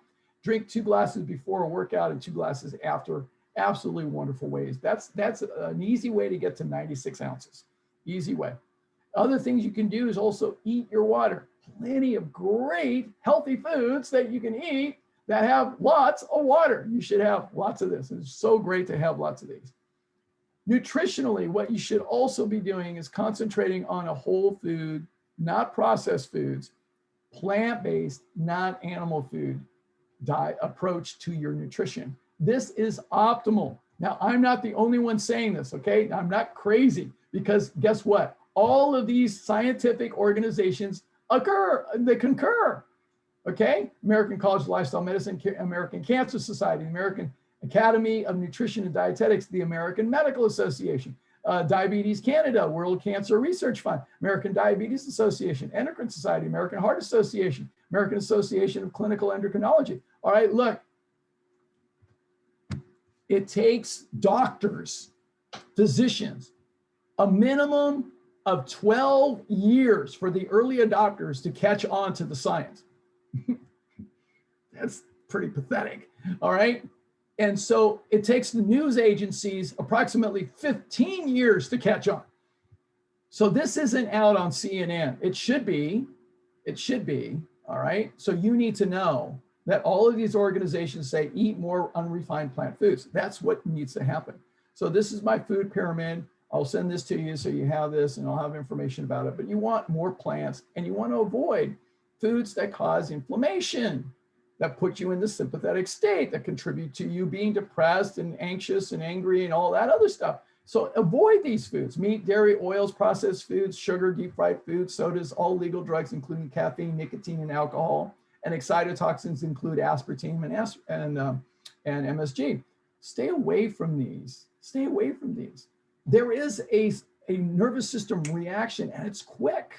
It really is. I had a friend of mine she followed a plant-based diet, started feeling fabulous, really, really great. And then she went back to eating some meat in her diet. And she said, "Ruben, I'm having these nightmares and I'm waking up with sweats and everything else." And I said, "Guess what? That's the food. It's putting you in the sympathetic state when you do that." And she went back to a plant-based diet. She said all the nightmares went away. Happens all the time. Happens all the time. So yes, your food absolutely makes a difference. All right. And I also recommend everybody do this. This is the webinar that I did last week. If you didn't see it, make sure you check it out on my YouTube channel. And that is to hyper nourish. I'm really on board with this, that everybody needs to hyper nourish. Get a green smoothie every single day. Here is the recipe to do it, but get on the webinar, find out exactly how to do this. Do this every day. Everybody needs to hyper-nourish, because guess what? We are a country of undernourished people. We are undernourished, overfed, and we're not exercising either. Okay, so that's the next part of this. So we need to exercise. I love this. This is me on the left. What fits your busy schedule better? Exercising 1 hour a day or being dead for 24 hours a day? What's it gonna be, boo-boo? So we actually show in the research that exercise makes you happier than having $25,000 more a year. Amazing. All right, so this is a large scale international study done from Yale and Oxford, big scale study. All right, so I think it was something like close to 2 million people. So they showed 150 to 300 minutes of exercise a week is optimal for exercise and happiness. It really makes a difference. So you need to get your groove on. Yes, start doing those push-ups. This one's a little bit tough, but get your exercise going. One of my favorite exercises for mind, body, health, and happiness is yoga. I love doing yoga. I'm biased. I know I taught yoga for 15 years. I've practiced since I've been 15, but it's wonderful. Another thing that can really help us, and we show this in the research, we show how valuable this is, and that is to practice relaxing the body, quieting the mind, and awakening the spirit with simple meditation. Now, you don't have to be any guru to do this, and you don't have to, be a monk. All right, so you can do this. It's simply being still, simply being still. Just quieting your breath is a very, very powerful thing to be able to do. In addition, one of the most important factors that really contributes to our health is our sleep. And many of us are deprived in our sleep. So you want the bedroom to be only for sleep and intimacy. But the biggest tip that everybody talks about in lifestyle medicine is having a regular schedule. Try to go to bed at the same time and wake up at the same time. That will make the difference. Take a nap if you need to, but usually keep it to less than 30 minutes if you can. Now, one of the other things that I see is very, very helpful for our health is being able to have the power of touch. Massages are great, and just having touch, and just even simple massage from your partner is just a wonderful thing. And then one of my favorite things to be happy is an activity that brings you joy. My pick of choice, salsa. Yes, yes. I love to dance, and I got a chance to dance with my partner, the love of my life, last night. As a matter of fact, it was fabulous. All right, so we had a great time. It's wonderful to be able to dance. Dancing is joyful. It's great music. You get out of your head. It's happy. And I have had days where I had a tough day and I went out and I danced. I felt so good afterwards. So you want to make sure that you dance. Now, one of the most powerful coping skills that helps, that we've seen in the research, is controlled breathing. And I'm going to send you the video by Dr. Andrew Huberman, who's done this really innovative research that shows that if we breathe like all animals breathe, this special breath when we're asleep, we all do this particular type of breath. So when we're asleep, if you have a dog or a cat, watch them while they're sleeping, because they'll do it. They'll do it for you. You'll get to see it. You'll observe it. But when we sleep, one of the things that we do is we have a clearing breath every now and then. So what we do is we inhale, then we pause near the top of our breath, and then we inhale a little bit more. So we maximize our inhalation. And then we have a long exhale. So we inhale, pause, inhale more deeply, then a long exhale. And what Dr. Huberman showed is that that particular type of breath actually helps to restore the body being in the parasympathetic state more quickly than anything else that we've ever seen. So guess what? You want to be happy? You got to be in the parasympathetic state. So practice your breathing. It really makes a difference, especially when you're under stress, but you want to move towards the parasympathetic. So practice doing that consciously. It makes a big difference in many different ways. Now, so those are the things that help us as far as self-care. Now, one of the things that I had to learn that was very powerful, and this is one of the things that is really an important aspect to understanding happiness, there's a distinction between pleasure and happiness. I'm going to send you the article from the Dalai Lama that he talks about this specifically. A lot of people mistakenly pursue pleasure instead of choosing happiness. And so they pursue pleasure. In fact, I've seen this because there have been times when I go down to walk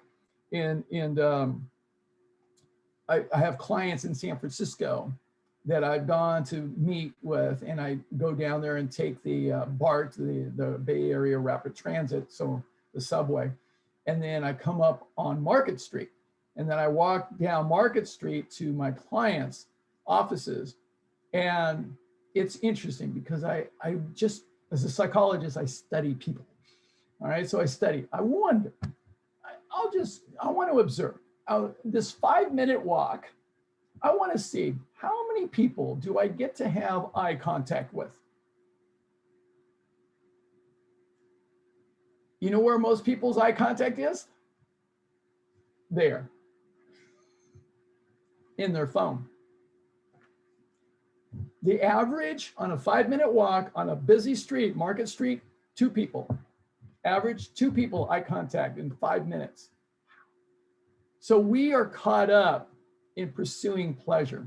What we show in the research is this, is that there's actually a neurological difference in our brain when we're seeking pleasure. It interacts mostly in the limbic brain. All right, so this is the limbic brain, the hippocampus, the pituitary, the thalamus, the hypothalamus, all that. These are all the features of the limbic brain, the core, the primal brain.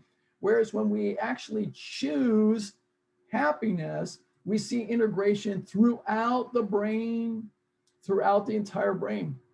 But as the Dalai Lama says, that pleasure only gives us immediate gratification. It's temporary.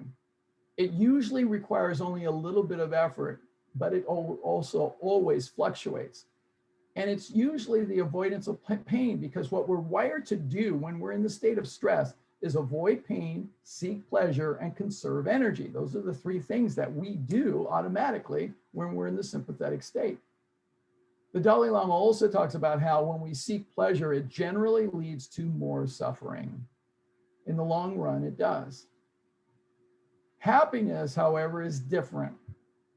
It's delayed gratification is usually it's necessary for happiness is delayed gratification. It's sustainable over time. It requires a consistency of effort on our part. We've got to be persistent. It may require short-term pain or sacrifice. It may require that, but it leads to liberation and eventually no suffering. That's why working out is a happiness activity. It may require, short-term pain or sacrifice, but it requires consistency of effort. It does. But if you're persistent, it actually leads to liberation and no suffering. It really can do that. It makes a powerful difference. The problem with us as human beings is that we have what's called the pleasure trap. So we get caught up in seeking pleasure, thinking that it's happiness. I mean, we're no different than sharks swimming in the ocean, all right? So here you got a female shark swimming around, and she's thinking to herself, food, sex, food, sex, food, sex, food, sex. And then you got a male shark swimming around in the same vicinity, and he's thinking sex, food, sex, food, sex, food, sex, food. All right. So then they get together and they think, oh, it must be love. We're on the same wavelength. We're thinking about the same things. Oh my goodness, this is heaven. We're both thinking about food, sex, food, sex, sex, food, sex, food. But that's the pleasure trap. And what we see in the world today is that we've got a lot of people caught up in this pleasure trap.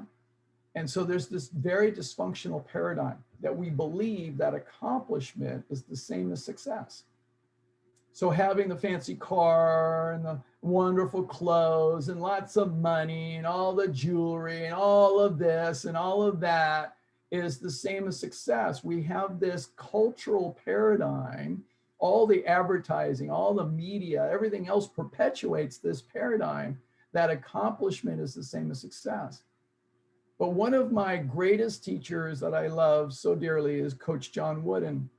He led the UCLA Bruins basketball team to 10 national championships. Now, how significant that is, no other coach in men's basketball has over 5. All right, so it's rather profound and rather significant. And he did it humbly.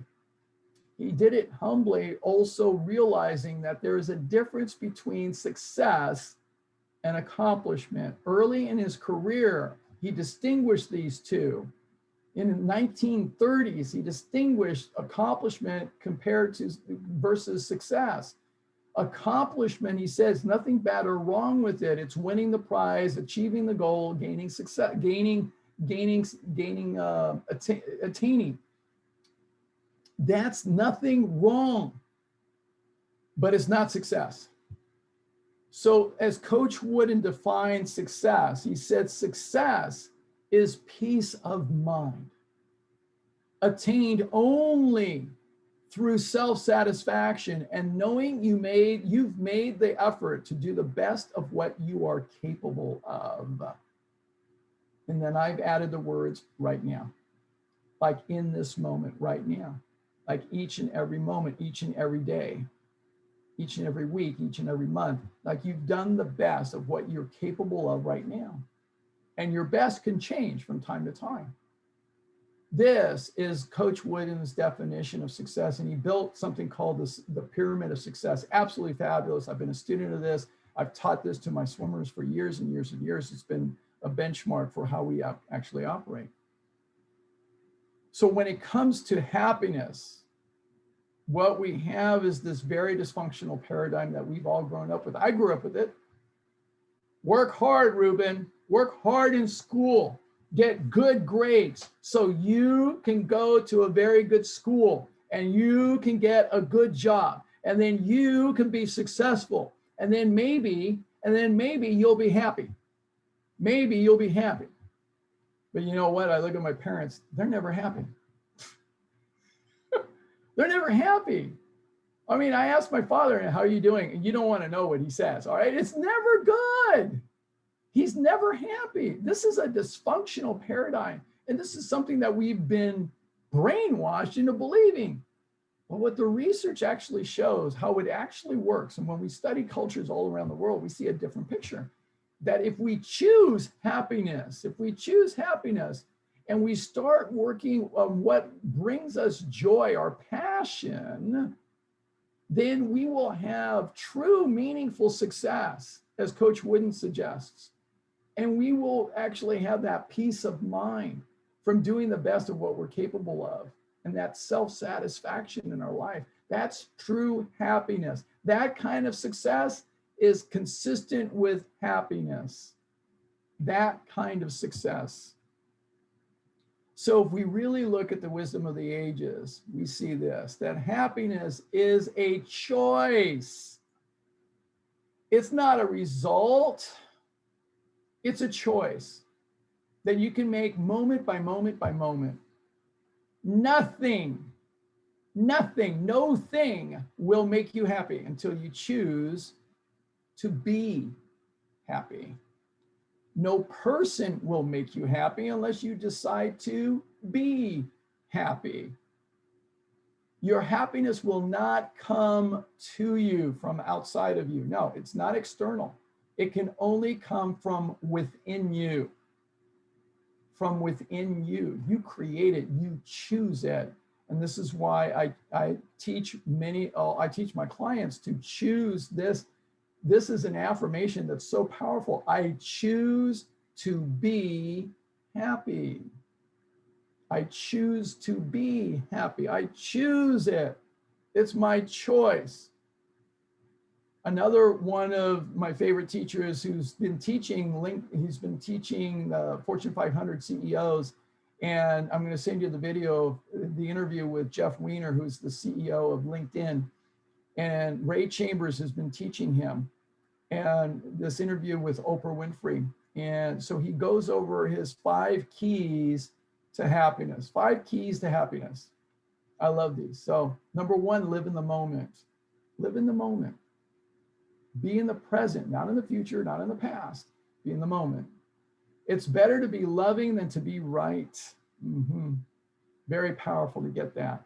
Let go of being right. Let go of your attachments to being right. Let go of that. Better to be loving and accepting. Be a spectator to your own thoughts, especially when you become emotional and triggered, especially then. That's the most important time, because that's when you want to short circuit those emotions and you start working down that path of being able to eliminate the upsets. Number 4, be grateful for at least one thing every day. Powerful practice to be grateful. And 5th, to help others every chance you get. We're going to see more of this as we go through. There's many teachers that are teaching along this lines. Dr. Lori Santos at Yale has a powerful course. She has all the research and all the evidence around this. Like I said, I'm not going to present all that, but I'm just going to present some of this. So Dr. Sean Achor, who is at Harvard, he has a fabulous TED Talk that I'm going to send to you. But he shows that when we practice happiness, we end up experiencing 37% more success, 19% more accuracy, 300% more creative, 23% fewer fatigue symptoms, 10 times more engaged. That's 1,000%, and 31% more productive. That's pretty good stuff. So he's got some practices to share with us from his book. So I thought I'd summarize a few of them. Number 1, notice the pattern. They're very similar here. Number 1, gratitude exercises. Write down 3 things you're grateful for that occurred over the last 24 hours. Number 2, the doubler. Write about 1 positive experience that happened in the past 24 hours and just spend 2 minutes writing down every detail about it, just for 2 minutes. And then 3, the fun 15. Do 15 minutes of some fun cardio activity. Could be dancing. All right. 4, meditation. Take just 2 minutes to be still and concentrate on your breathing. Even a short mindful break can result in calmer, happier you. Number 5, conscious acts of kindness. The start of every day, especially now. All right. Send a short email or a text praising someone you know. Be positive. Acknowledge someone. It's very powerful practice. And number 6, deepen your social connections. Spend time with family and friends in however which way you can. So these are great practices. So you see an overlap here. We also see that there's so many happiness chemicals that we can get from in our brain, our limbic brain. All right. So dopamine, completing a task, doing a self-care activity, eating good, healthy food, celebrating a little win. Those things are helpful. Oxytocin, which is the love chemical. Playing with a dog, playing with a cat, playing with a baby, holding hands, hugging, giving someone a compliment. Those are all great. Serotonin, which is our positive mood chemical. Meditate, running, sunshine, walk in nature, swim, cycle. And endorphin, which kills pain and is really great for our mood as well. Laughing, watching a comedy, dark chocolate, and exercise. All right, notice that electronics is not on the list. All right, it's not on the list. So other practices that can help us to be happy. Okay, again, gratitude. I love this from Tony Robbins, one of my favorite teachers. He said this: when you are grateful, fear disappears and abundance appears. When you are grateful. All right, I wake up every morning and I always focus on being grateful. So I focus on being grateful. These are me and my 4 boys, my 4 amazing, wonderful, fantastic sons. All right, so my youngest is Joseph. He's 20 years old at UC Santa Cruz. This is Aaron, my eldest, and he is an internet marketing specialist. This is Gabriel at Cal Poly San Luis Obispo, majoring in business and fire science. And then this is Matthew, my second son. He's 30. He just turned 30, first birthday this year. And so he is a civil engineer living down in Southern California, flying unmanned drones and doing all kinds of neat stuff. So those are my 4 boys. And then this is the love of my life. So this is April, and I just love being with her and being able to spend time with her. She is absolutely, I'm so grateful for her in my life. So remember this, that repetitive complaining will attract things for you to complain about. Repetitive complaining will attract things for you to complain about. The law of attraction works. Repeated gratitude will attract things for you to be thankful about. So you have a choice, my friends. Your mission, should you choose to accept it, is to journal 5 new things that you are grateful for each and every day, and eliminate complaining about anything, and I mean anything, for 30 days in a row. And if it takes you the rest of your life to get the 30 days in a row, it will have been a life well lived. If you get to day 29 and you complain, you start over. All right. So, and some of you have to start over right away because you said that's too hard. Okay. So, so any expression, even a is a complaint. All right. So you want to play the game. So my invitation to you is play the game, play it all out. It is well worth it. I start each day with my gratitude prayer. I say this every time I eat. I wrote this, I'm sending it to you. But it's something that I constructed after many years, and it's something that it just resonates for me. Thank you, God, for everything, everything, for everything indeed is a blessing. My life is completely wonderful. I have no complaints whatsoever. Thank you for the opportunity to make a difference in people's lives each and every day. Thank you for this food to nourish our hearts, our minds, our bodies, and our souls. Thank you for this precious time we have right here, right now, the present. And thank you for love that brings us together, for all there is fear or love. And we willingly and joyfully choose love. We choose love. We choose love. So my invitation, use this prayer if you want to, whatever, create your own, modify it, it doesn't matter. Just practice being grateful. Also practice being of service. One of the things that I got from Dr. Laurie Santos is adopt the term, instead of selfish, what you want to be is other-ish. Other-ish, it's a word, all right? You want to be other-ish, all right? Thinking of others, all right? It really makes a difference. So stop being selfish, be other-ish, all right? So you want to practice being of service. How can I be of service to you? Practice being in the growth mindset, reading, listening, and learning to the wisdom of others. I'm a student, I'm learning all the time. So I practice this all the time.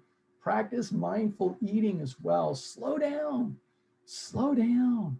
All right, just really slow down, chew your food, be silent, focus on your food. Feel grateful for the food that's nourishing your body. Really be grateful for it. It's a powerful practice, it really is.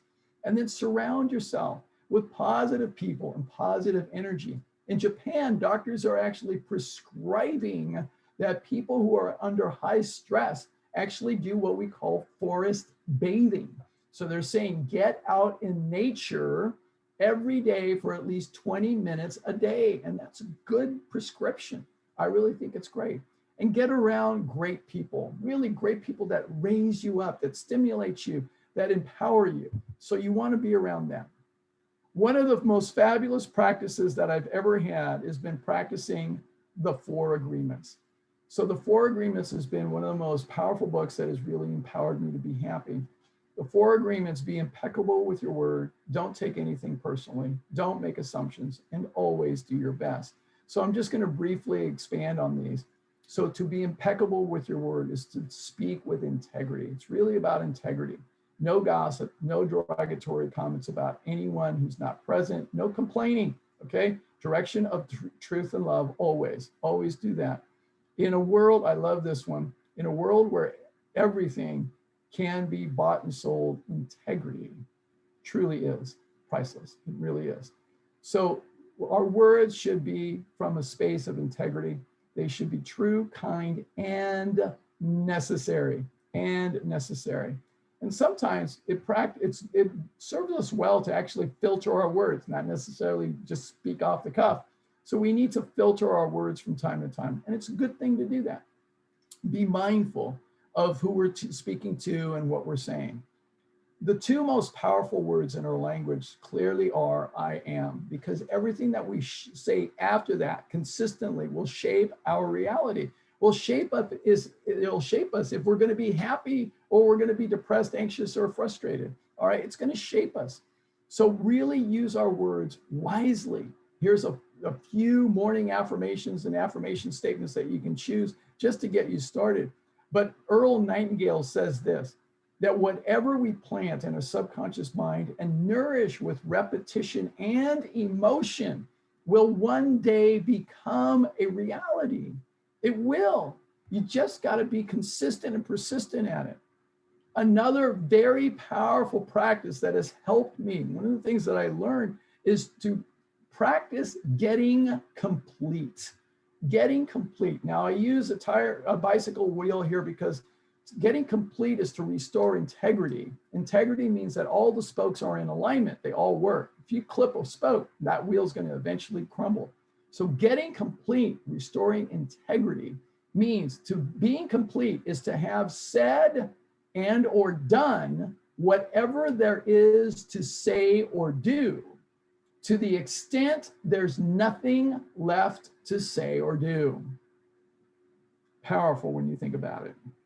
So an easy way to know you're complete is when that topic holds no more interest for you.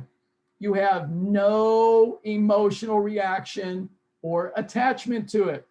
And there's nothing left to work out and there's nothing to avoid. So you do not bring up the past anymore. All right. So if you bring up the past and you use that as ammunition towards the other person, you are not complete. I'm still angry with you for that. My ex-wife used to do this to me all the time. Like every time she got mad at me, she made me suffer in purgatory for all the sins for the previous 10 years. All right. That's not complete. Not complete. All right. So you want to be complete. It's when the issue is put in the past for good. And it's as unimportant as last year's weather. All right. That's when you know you're complete. And it serves us well to be complete. We need to be able to forgive. Forgiveness is powerful medicine. Forgiveness is essential for happiness. Anyone can hold a grudge, but it takes a person with character to forgive.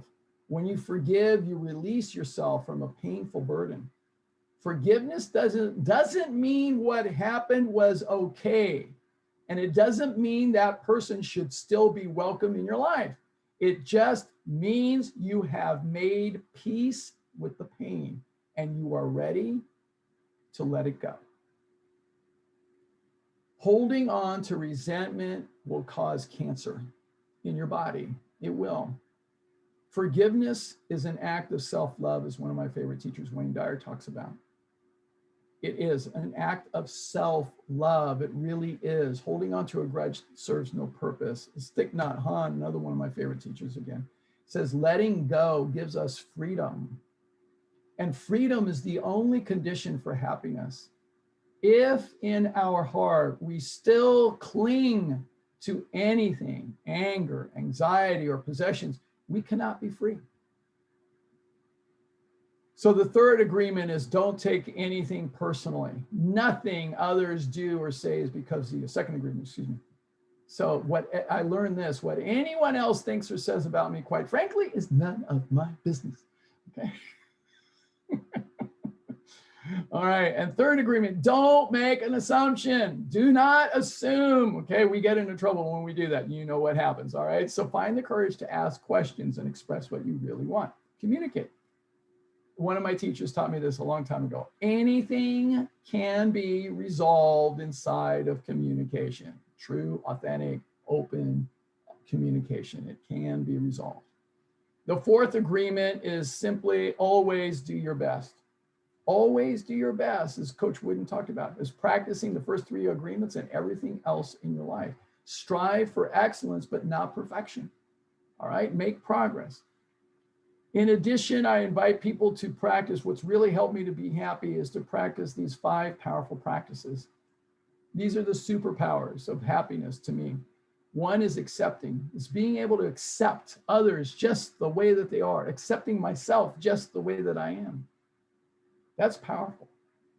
Second is to apologize for my own transgressions, because you know what? I'm not perfect.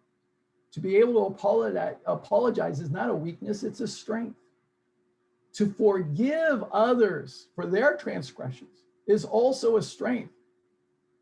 It's learn the lesson from what happened, but let go of the emotion and bury that. Fourth is to practice being grateful. We've talked about that. But the fifth is the most overlooked and underutilized powerful practice, and that is acknowledging others for their contribution to you or to anyone else. To acknowledge others, to express your gratitude to them. That is a powerful practice. It boils down to this, my friends. To be happy, choose love. All there is fear or love. When we are sad, depressed, anxious, angry, frustrated, annoyed, we're operating from fear. So what we have to be able to do is choose love. And we start off by choosing to love ourselves. That has been the biggest part of my journey, is being able to learn how to love myself. All that chatter that I had inside my head, that I'm inadequate, that I'm not good enough, that I'll never measure up, all of that, I had to learn to negate that and to refute that, to learn to love myself as a child of God, as a divine creation, as somebody who's whole, perfect and complete, just as I am. I'm a wonderful human being. I'm a caring human being. I'm a loving human being. Why wouldn't I love myself? And that's something that most of us are mercilessly so cruel to ourselves. We beat ourselves up. So it's very powerful to love ourselves. Only when we love ourselves, what I've learned from Don Miguel Ruiz is that only when we love ourselves can we truly love others. I love this wonderful word, Ubuntu. How can one of us be happy while the rest of us are miserable? Ubuntu means I am because we are. And we are one. We are all one. It's learning to love all others, really, to learn all of us, because we're all in this together. All human beings and all animals on the face of the earth. Start to have a love affair with all the animals that walk across the earth. Stop eating them, for crying out loud. Stop contributing to their enslavement, to their torture, to their butchering. Stop contributing to that. That is negative energy. Only you ingest that fear into your body. Stop doing that, my friends. I plead for you to actually love yourself and love others and love all animals. They have a life too. If you've ever hugged a cow like this, you would hardly want to butcher it. Hardly. Learn to love this beautiful and glorious planet that we live on. This planet is beautiful. I've been to some amazing places. We need to take better care of this planet. We need to. We need to. And we need to start by loving ourselves. And we can create a healthier planet, and we can start to enjoy it more. We really can. Remember that there is no planet B. This is it. This is our one and only home. This is it. Imagine if you had only one car. Imagine if you only had one house. I mean, you would take really good care of it, wouldn't you? We've only got one planet. We got to stop abusing it. Practice loving yourself. Start with you and extend that to others. Extend loving the planet. This is me loving myself and enjoying a day of skiing, because you know what? I love to be out in the mountains with the snow and the ski. And I love being able to share that. I did that with my youngest son. We went skiing together. It was just so fabulous and beautiful. And I love being able to coach him and spend time with him. And I coach him in swimming. I'm actually his collegiate coach off season. So, and then I love being able to spend time with the love of my life, with April, and being able to go dancing and being able to spend some great times. And you know what? We dance fabulously. It's really fun. It's hot. It's sexy. It's just really great. And I love being able to contribute to, this is me, this past week, just about to speak to a group of CEOs in Lancaster, Pennsylvania. I love to travel and being able to make a difference in people's lives each and every day. It's just wonderful to be able to do that. My friends, you have choices in your life. You have absolutely powerful choices. My invitation to you, if you want to be happy, is to choose love. Start by choosing love. You get to choose everything in your life. As Helen Keller said, life is either a daring adventure or nothing. You get to choose. You get to choose. Lao Tzu, who wrote the Tao Te Ching, he said this: if you are depressed, you are living in the past. If you are anxious, you are living in the future, which you projected from the past. If you are at peace, you are living in the present. You're living in the moment. Choose that. Choose that. I love what another one of my teachers, Byron Katie, says. This is powerful. I discovered that when I believed my thoughts, I suffered. And that this is true for every human being. Freedom is as simple as that. I found a joy within me that has never disappeared not for a single moment. Just when I didn't believe them, I didn't suffer. That joy is in everyone, always. Let go of your beliefs, question your beliefs. I love this one. This is the way of Zen to being able to live a happy life. Do one thing at a time. Do things slowly and mindfully. Connect deeply with people and nature. Meditate frequently. Appreciate silence. Expect nothing. Be grateful for everything. Observe without judgment. Consume less. Create more. Let go of fears and desires. Listen to understand, not to respond. Be patient and generous. Love deeply. Live simply. Powerful wisdom. When you practice this, my friends, you may be in for a little bit of a surprise. So I just want to prepare you, because you're going to change your life if you really adopt this. And your new life is going to cost you your old one. It's going to cost you your comfort zone and your sense of direction. It will. It will be unsettling. It will be uncomfortable at first. It's going to cost you your relationships and friends. It's going to cost you being liked and understood, but it doesn't matter. Because the people who are meant for you are going to meet you on the other side. And you're going to build a new comfort zone around the things that actually move you forward. And instead of being liked, you're going to be loved. Instead of understood, you're going to be seen. All you're going to lose is what was built for a person you no longer are. Let it go. Let it go. And enjoy the ride. As Dr. Wayne Dyer says, the most perfect song for being able to enjoy a happy life, you already know. You already know. You just need to be reminded. The song goes like this. Row, row, row your boat, not somebody else's boat. Do not jump into somebody else's boat. Do not let somebody else jump into your boat. Row your boat. Row your boat gently. Gently, not vigorously, not with anxiety, not with tension, not with stress. No, gently down the stream. Do not go back upstream. Do not go up into the waterfalls. No, do not go back up into the rocks. No, gently down the stream. And remember to do it merrily, merrily, joyfully, happily. Not with stress, not with anxiety, not with frustration and fear. No, merrily, merrily, merrily.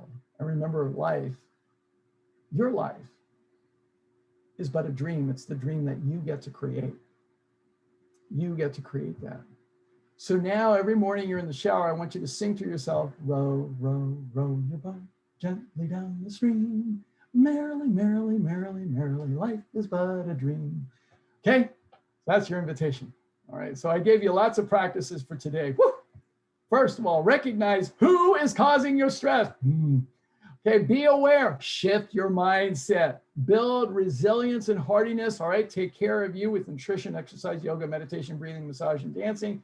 Conquer your internal fears. All right, all the practices that I laid out for you. Choose happiness. Choose it for yourself. Choose it and choose love for yourself. All right. And remember that this is all about progress. It's not about perfection. It took me a long time to get to where I am, and I'm really proud of where I am. It's really quite remarkable.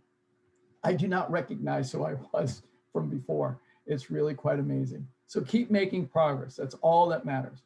So now the final question, would you like to make the rest of your life the best of your life? I hope your answer is a resounding yes.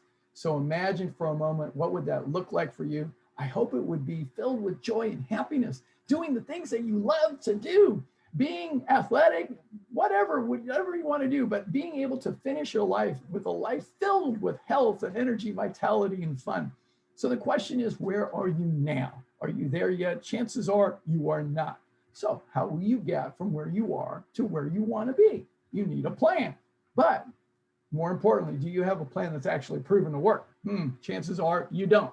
I do. I'm living proof. Okay, so I'm a happy, healthy human being. Rare. Okay, very rare. So I have a plan. It's a 4-point plan. It's based on what I learned being an athlete and being a coach. That number one, we've got to rewire our subconscious mind and begin from within. 2, we need a proven strategy, evidence-based approach that's proven to work.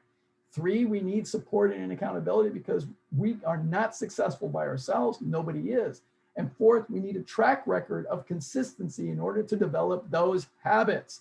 Habits produce results. So that's what we need to be able to do.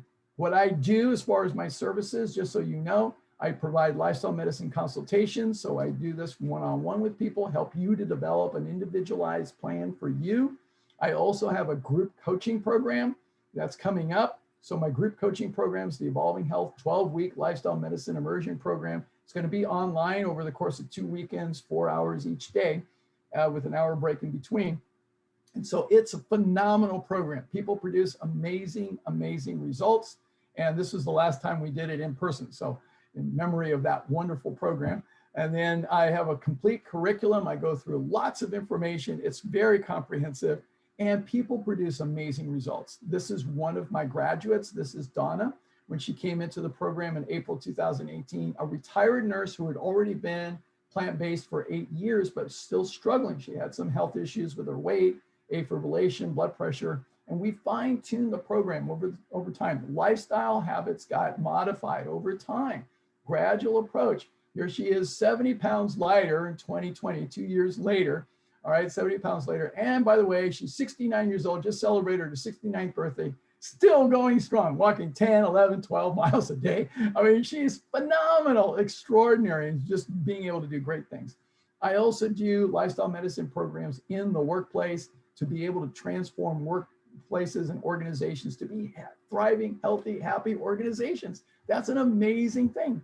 So this is my contact information, just so you know. I'm going to send you all of this anyway. But I also want to let you know something very special, and that is this.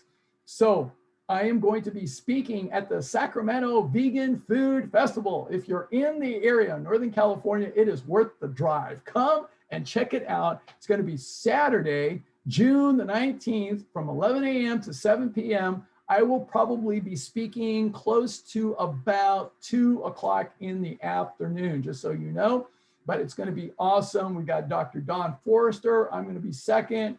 Linda's going to be third, and we'll finish up with Joanna Beach. It's going to be fabulous. We got great presentations. We've got live music. We've got great food. There's going to be, I forget, so many vendors from all over California. All the food will be vegan food. A lot of it will be whole food, plant-based, and a lot of it will be even oil-free. So it's going to be fantastic. We're going to have a great time. It's going to be phenomenal. We got 3 city blocks worth of area. We're going to fill it up. It's going to be great. So just to finish up, to let you know one of my favorite quotes, and then I'll answer all your questions, from Hunter Thompson. I love this quote. Life is not a journey to the grave with the intention to arrive safely in a pretty and well-preserved body, but rather to skid in broadside, thoroughly used up, totally worn out, and loudly proclaiming, wow, what a ride. And that is my hope for all of you, all right, to have that kind of a ride. Okay, so what I'm going to do is stop the sharing, and go to the chat window, answer your questions. All right, let's see. Let me go back to this. Let me go back. Okay. And if you got any questions, go ahead, put them in the chat window. Perfectly fine. Love to see your questions. And if you want to unmute yourself to ask a question, go ahead and get ready for that. All right, let's see.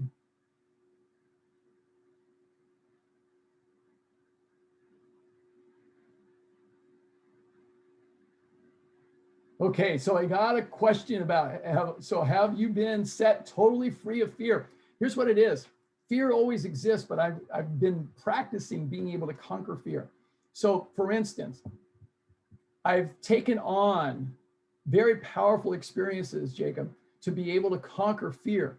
So I walked across the hot coals with Tony Robbins the same evening that Oprah Winfrey did. It was powerful because the thing is, you have to extinguish fear in order to be able to conquer that experience of the hot coals, because they're 1,100 to 2,000 degrees. So it's a practice. So consider it, you cannot be set free of fear. You have to learn to practice to be able to conquer fear. And you have to channel your mind and focus your mind in such a way that you can actually push through the fear. So that's what you want to be able to do. Great question. All right. Okay, let's see.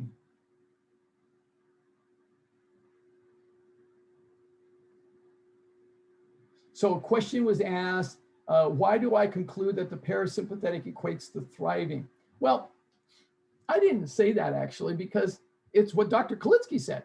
All right, Dr. Kalitsky said that all of life is in one of two states at any given moment. Either it is surviving or it is thriving, and that's all there is. And he was trying to teach me that and teach me about the importance of how the central nervous system actually works. And I was able to connect the dots when I actually went to medical school and I was taking embryology. So it was something that I had to learn. All right, so that's what I've learned. And you know what? It seems to bear out. It seems to bear out. And when I work with patients and people, it seems to work out very well.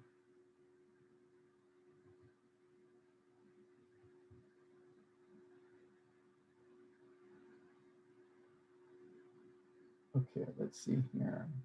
All right, that's a statement, not a question. So I see.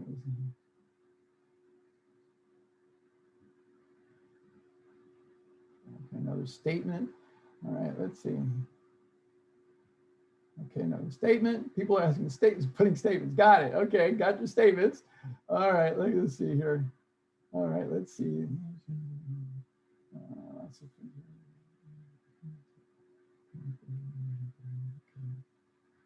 Okay, good. I'm open for questions. I answered all the questions. The rest were just statements. All right, very good. Okay, questions. Unmute yourself. I'll stay and answer all your questions. All right, or type in a question if you want to ask me a question. All right. Okay, unmute yourself going once. Unmute yourself going twice. Unmute yourself going 3 times. Okay, very good. So I'm going to wrap it up. Thank you so much. So just final things I want to say. Thank you for being here. Thank you for your time. I'm so grateful for you being here and being willing to actually share of your time and energy to be here. I'm so appreciative of that. My request is this. Please share this information with those that you love, those that you care about. We need to help people to thrive and do well in their life, to heal. So this is very powerful information. You may save some lives by sharing this information. So that is my request. If you accept my request, raise your hands and say, "I." Okay, very good. All right, very good. Wonderful. Thank you again. Thank you all for being here. I love you all. All right. Have a fabulous, fabulous week. Next week's webinar will be Freedom from Kidney Disease. All right. It is something that happens quite a bit. All right. So I'm going to be sharing about that. And I will tell the story of my dear friend, John, who came to me with kidney disease, and I helped him to completely reverse it. So I'm going to share that next Sunday. All right. Have a great week. Bye. Thank you, Ruben. Really inspiring. Thank Bye, you, all. Ruben. You're I welcome. want more information on signing up. Okay. You're welcome. You're welcome. Bye, y'all. Thanks. Bye.